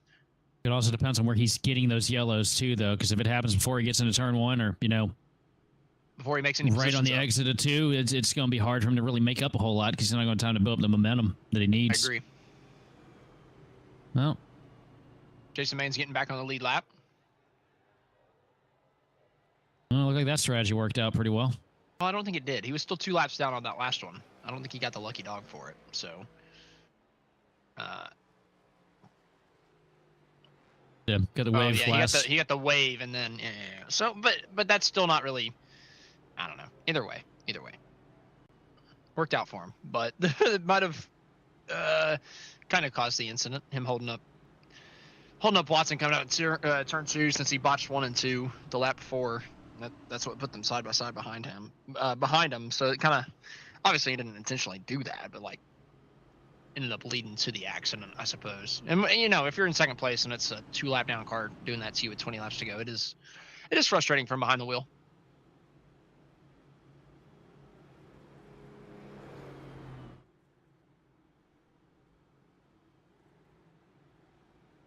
Sheldon, would you have moved his ass if you were the guy in second place there? Like, how many laps would it have taken you to ship him? 3. Okay, I was thinking like 5. It would take me 3. I'm glad we're in the same area. Because like I've had so many run-ins where I've had lappers get in front of me and hold me up, then end up wrecking. So I just that patience candle's kind of burned out throughout the years. At some point, you realize that your race is more important than others. It's in certain situations. You take care of people that you're racing for second. You take care of people that you're racing for the lead, but you don't. If you're getting held up, well, by it depends. It depends on how I see them. It also depends on how I see other people race each other too. Like if I'm behind a guy and he punched somebody out of the way, yeah, to take the spot in front of him, I'm more likely going to punt him out of the way. Yeah, I was in a Darlington race earlier this season or last season where I saw somebody spin 3 people off their front bumper in the first 30 laps, and I ran him a little bit harder at the end of the race and put him in the fence. So I can agree with that. If I see the bumper as an option for you, it's going to be an option for me. If I don't see you using that bumper, I ain't going to use it. Aye. I think that's fair. And we're coming down to the point of the race where you would expect the bumpers the most. Coming to a green, white checker, the first of 3 opportunities tonight. Like I said, you got to pay attention to the new tires coming from behind. Nicholas Vroman in 9th. James Houghton in 11th. Those guys on the inside groove really have a good opportunity on this restart to make up some ground. Who's it going to be? Garcia coming up to the green flag. And we're back racing that inside line. Didn't get a great jump. They're trying to stagger out. Acosta super loose coming down to the turn. They're going to wreck 4 wide sideways at 31. Oh, huge accident. Huge crash. It's massive. It's bigger than the one we had down into turn number 3. Most of the field taken out coming down to turn 1. Oh, and the 32 did not stop in time this go around. Watson's in it too. Oh my gosh.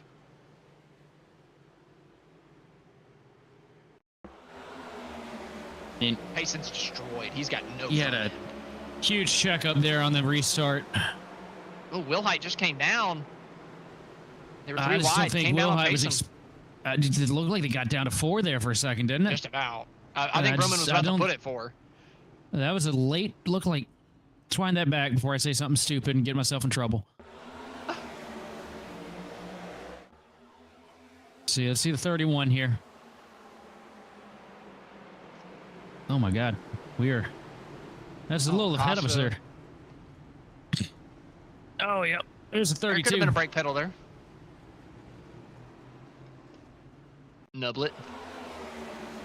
Because I feel like what I saw was a 31 just kind of did a late fade. No, never mind. I'm basically done. 4 wide, almost 5 getting down to turn number 1. I mean, there's just nowhere to go. And Vroman on the apron making out like a champ on that deal. Well, he restarted 9th. He's still in 9th. Yeah, but he avoided a massive massive race under right there. I agree, but if you're Vroman, you're hoping that you make up a couple spots with something like that. But also, like, I don't know how he didn't make up any spots there. That's crazy. I don't know, but he's in 9th. Joseph got him around the outside. Picked up a couple positions with the guys that were up in the middle. So I don't know. I don't know where he lost one of those positions. Yeah, that don't make no sense to me. That don't make no sense. That don't figure. How about Garcia, though? I mean, he's going to walk out of this thing as the winner more than likely. I mean, sometimes it really pays to be consistent. Keep yourself in that, hunt with the track position. And eventually these things will work themselves out. He is absolutely podium hunting. And that's going to do it from us tonight in the Ryco Performance Friday Night Tops. Hey, we can't end the double at 150 this quick. They put the extra lap on there for a reason.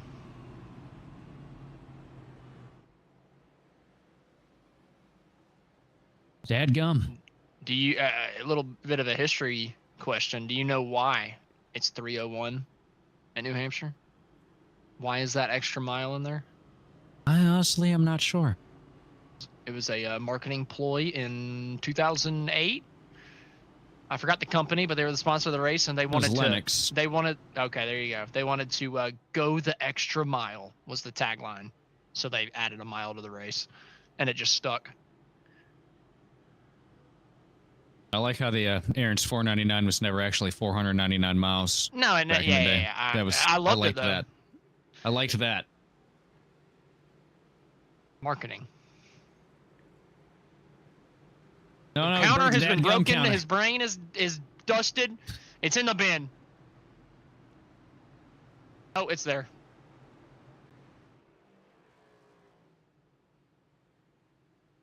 Well, we're coming up to the second green-white checker. Garcia's still up in the race lead. And, well, Vroman's going to need to get a lot better of a restart this time to have an opportunity. You're going to have to actually pick up some spots and still hope and pray for another yellow. He's going to need somebody up front to miss a shift and give that 5-speed 6 neutrals is what he's going to need. Because the time is running out. We're going to have to wait and see. Could be 2 laps to the finish of this thing. Richard Garcia, JR Borborema on the outside. Coming down to the green flag. Who's it going to be?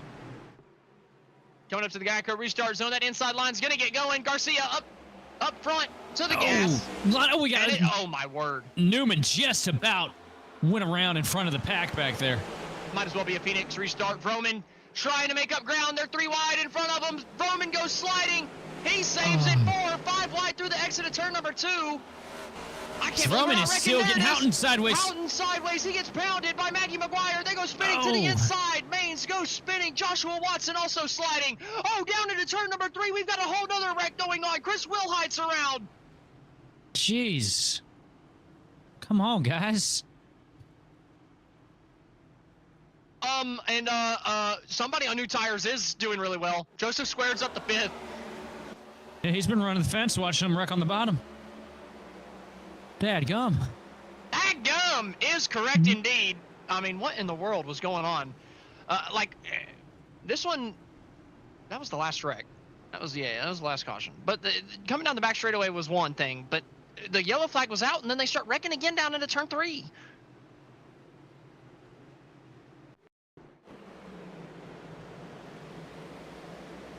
Roman's still sideways. God bless. Roman got used up and took him forever to get it back. What in the world was going down? Holy crap, what an overcorrection, Vincent Crowe. Jeez. Oh my goodness. People are just trying to arc a brake down into these things. Is it raining? Oh, you know what it is? We covered it last night in the truck race. It is a full moon tonight, guys. If a full moon has anything to do with poor driving, I don't know if it does, buddy. We'll go with it. Go to a short track on Saturday night with a full moon. I mean, I think it's just normal green-white checkered shenanigans. Yeah, Roger, you're lucky you're not in the end of this thing. Anytime you get all 3 green, white checkers used up, it's a little bit of a frustrating one. Unless your name's Richard Garcia, because you might have just lucked into the win with a couple of these guys pitting in front of you. Obviously, he's in position to do it anyway, running top 3, so congrats to him. Deserved on that. Here's on that front, but still, you stay out. You're Garcia. You want this thing to be over about 5 laps ago. Because look who's creeped his way up to 5th place. Joseph Squared is there, man. He's up in the top 5. He's got an opportunity. He needs the restart of his life, though. He's got to clear that second row before he gets out of turn 2 for him to have a chance.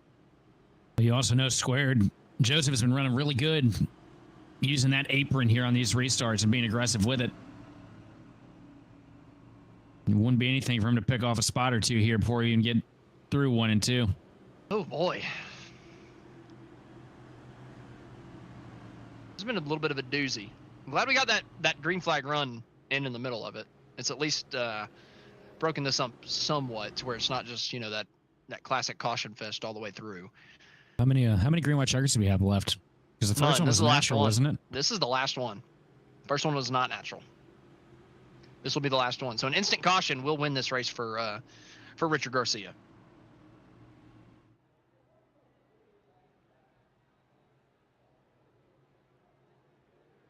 No way. We just got word from our producer the Oilers have forced Game 7. I can't believe it. That's insane. If we actually see somebody coming back from 3-0 down in the Stanley Cup Finals, I will lose my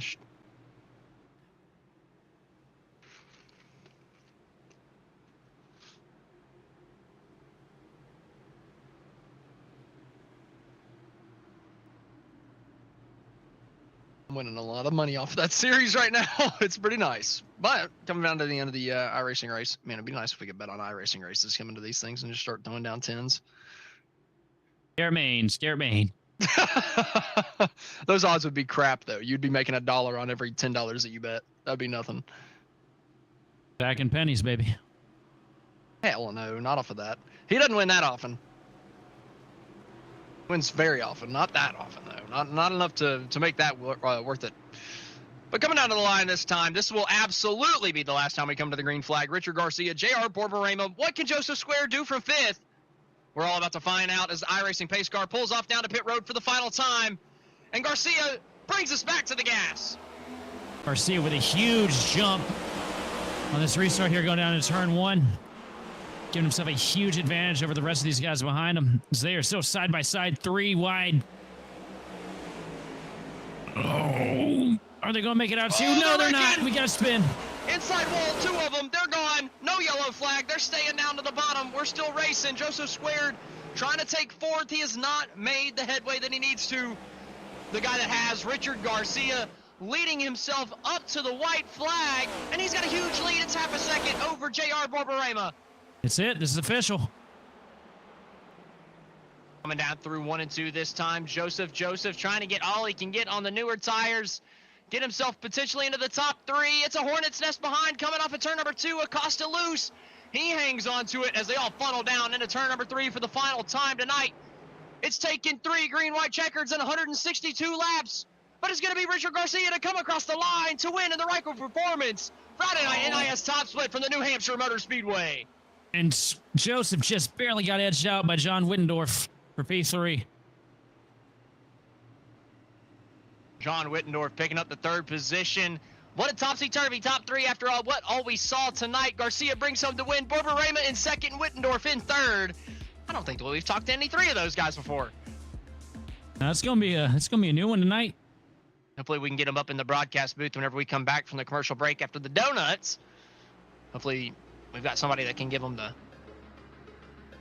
Discord. I wish the spectators could actually communicate in the session. Unfortunately, I'm having a hard time figuring out how to get in touch with them. But we'll try to figure this out before we go down and give these guys a chat. Cool to see 3 different guys up in the top 3 that we don't see week in, week out. They, Borborema typically runs them up in the top 10. Garcia also running up in the top 10 a ton. So not surprising to see them, all up here towards the front. But it is surprising to see all 3 of them in the top 3 at the same time. And that's the thing, though. We ended up with all those cautions and all those incidents, and this quickly turned into an upset from what was a pretty straightforward event. Well, Richard Garcia is going to be getting the Hawk Tua tonight as we head to our final commercial break. Whenever we come back, we'll have the full race rundown and hopefully some interviews.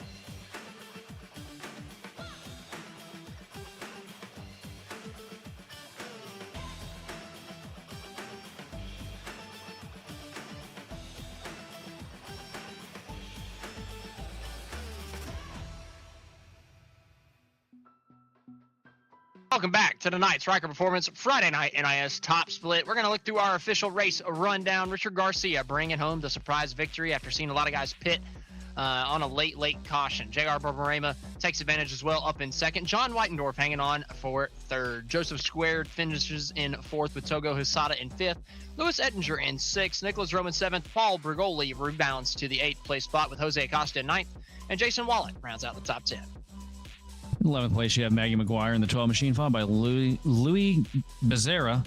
13th place, you got Nolan Hodgson with Alan Bajari in 14th.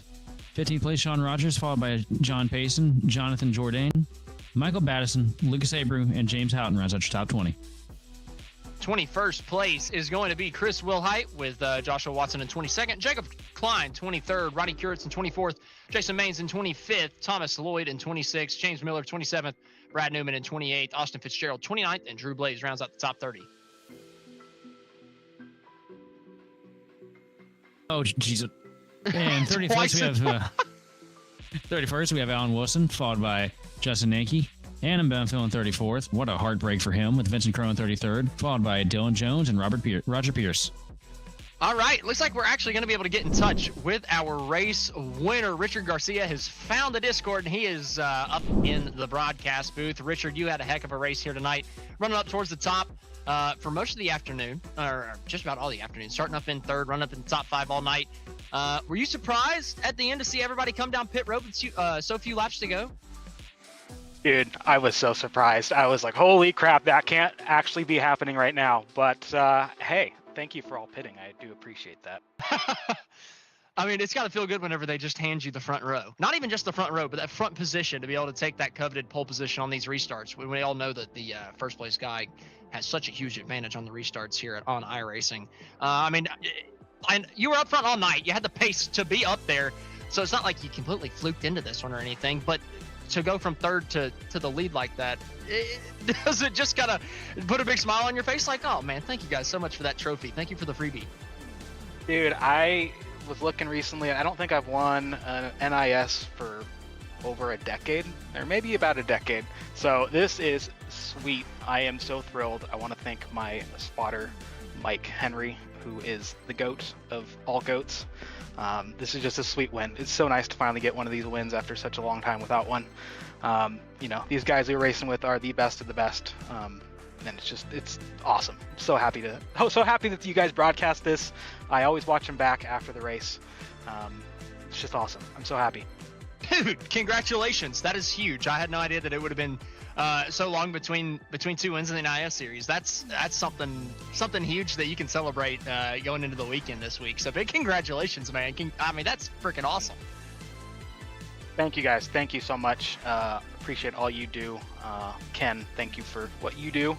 It's just a really great night, and I'm so happy to finally get a win. I'm just so happy. I keep saying that, but I'm so happy. Well, I don't think that there's any other way that you can put it. You know, winning one of these things is very difficult. The SOF was what, 4.7K tonight, so really good for a Friday night NiS Open, especially at New Hampshire. So, dude, congratulations. That's a huge win. I feel like it's a pretty popular win. I know your name is pretty common or pretty known around the A Open scene. So, big congratulations to you for winning a big one like this, and looking forward to seeing if it can maybe propel you to do bigger and better things going forward. Fingers crossed, guys. Thank you so much. I do appreciate it. Alrighty, that was your race winner, Richard Garcia. Awesome to see somebody win after such a long spell out of victory lane. Those are always feel-good stories. So big congratulations to Richard Garcia tonight. That is absolutely massive for him. From the entire GridVision team, that's going to do it from us tonight, except for the schedule, because I always forget that we do the schedule before I sign it off. And I was about to skip Sheldon again. So we're going to run through our schedule. That actually doesn't matter because it's last week's schedule. Never mind, it's not. I forgot that Thunderclap got delayed a week. I am mistaken. It's been one of those nights. Nashville is going to be on Monday night for the Ryco Performance. Monday night NiS or A Open top split. It has been one of those nights. Tuesday night we're going to have Chicagoland Speedway with Champion Power Equipment, iRacing Truck Series. Wednesday, Thunderclap, Nashville. Be there. Thursday night's going to be Watkins Glen. God bless. I love that place in the High Slide Racing League. That's going to be fantastic. And then Friday night, once again, Nashville Super Speedway. 5 races. 3 of those are going to be at Nashville for the Ryco Performance. Friday night, NiS top split. So, Sheldon, what do you have to say about the New Hampshire Motor Speedway tonight? What did you think of tonight's racing?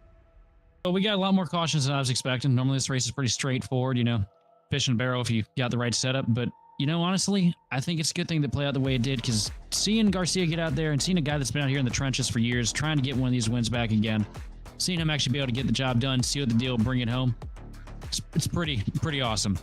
So I'm pretty pleased with what we saw tonight, aside from all the darn yellows. But let's see, Dadgum and y'all crack open a box of nublets and let's have a good weekend. Big congratulations once again to Richard Garcia. What a feel-good story for a guy that comes in week out, putting in good top 10 efforts, bringing home that victory here tonight from New Hampshire. I imagine New Hampshire's going to jump to the front of his favorite track lists after tonight.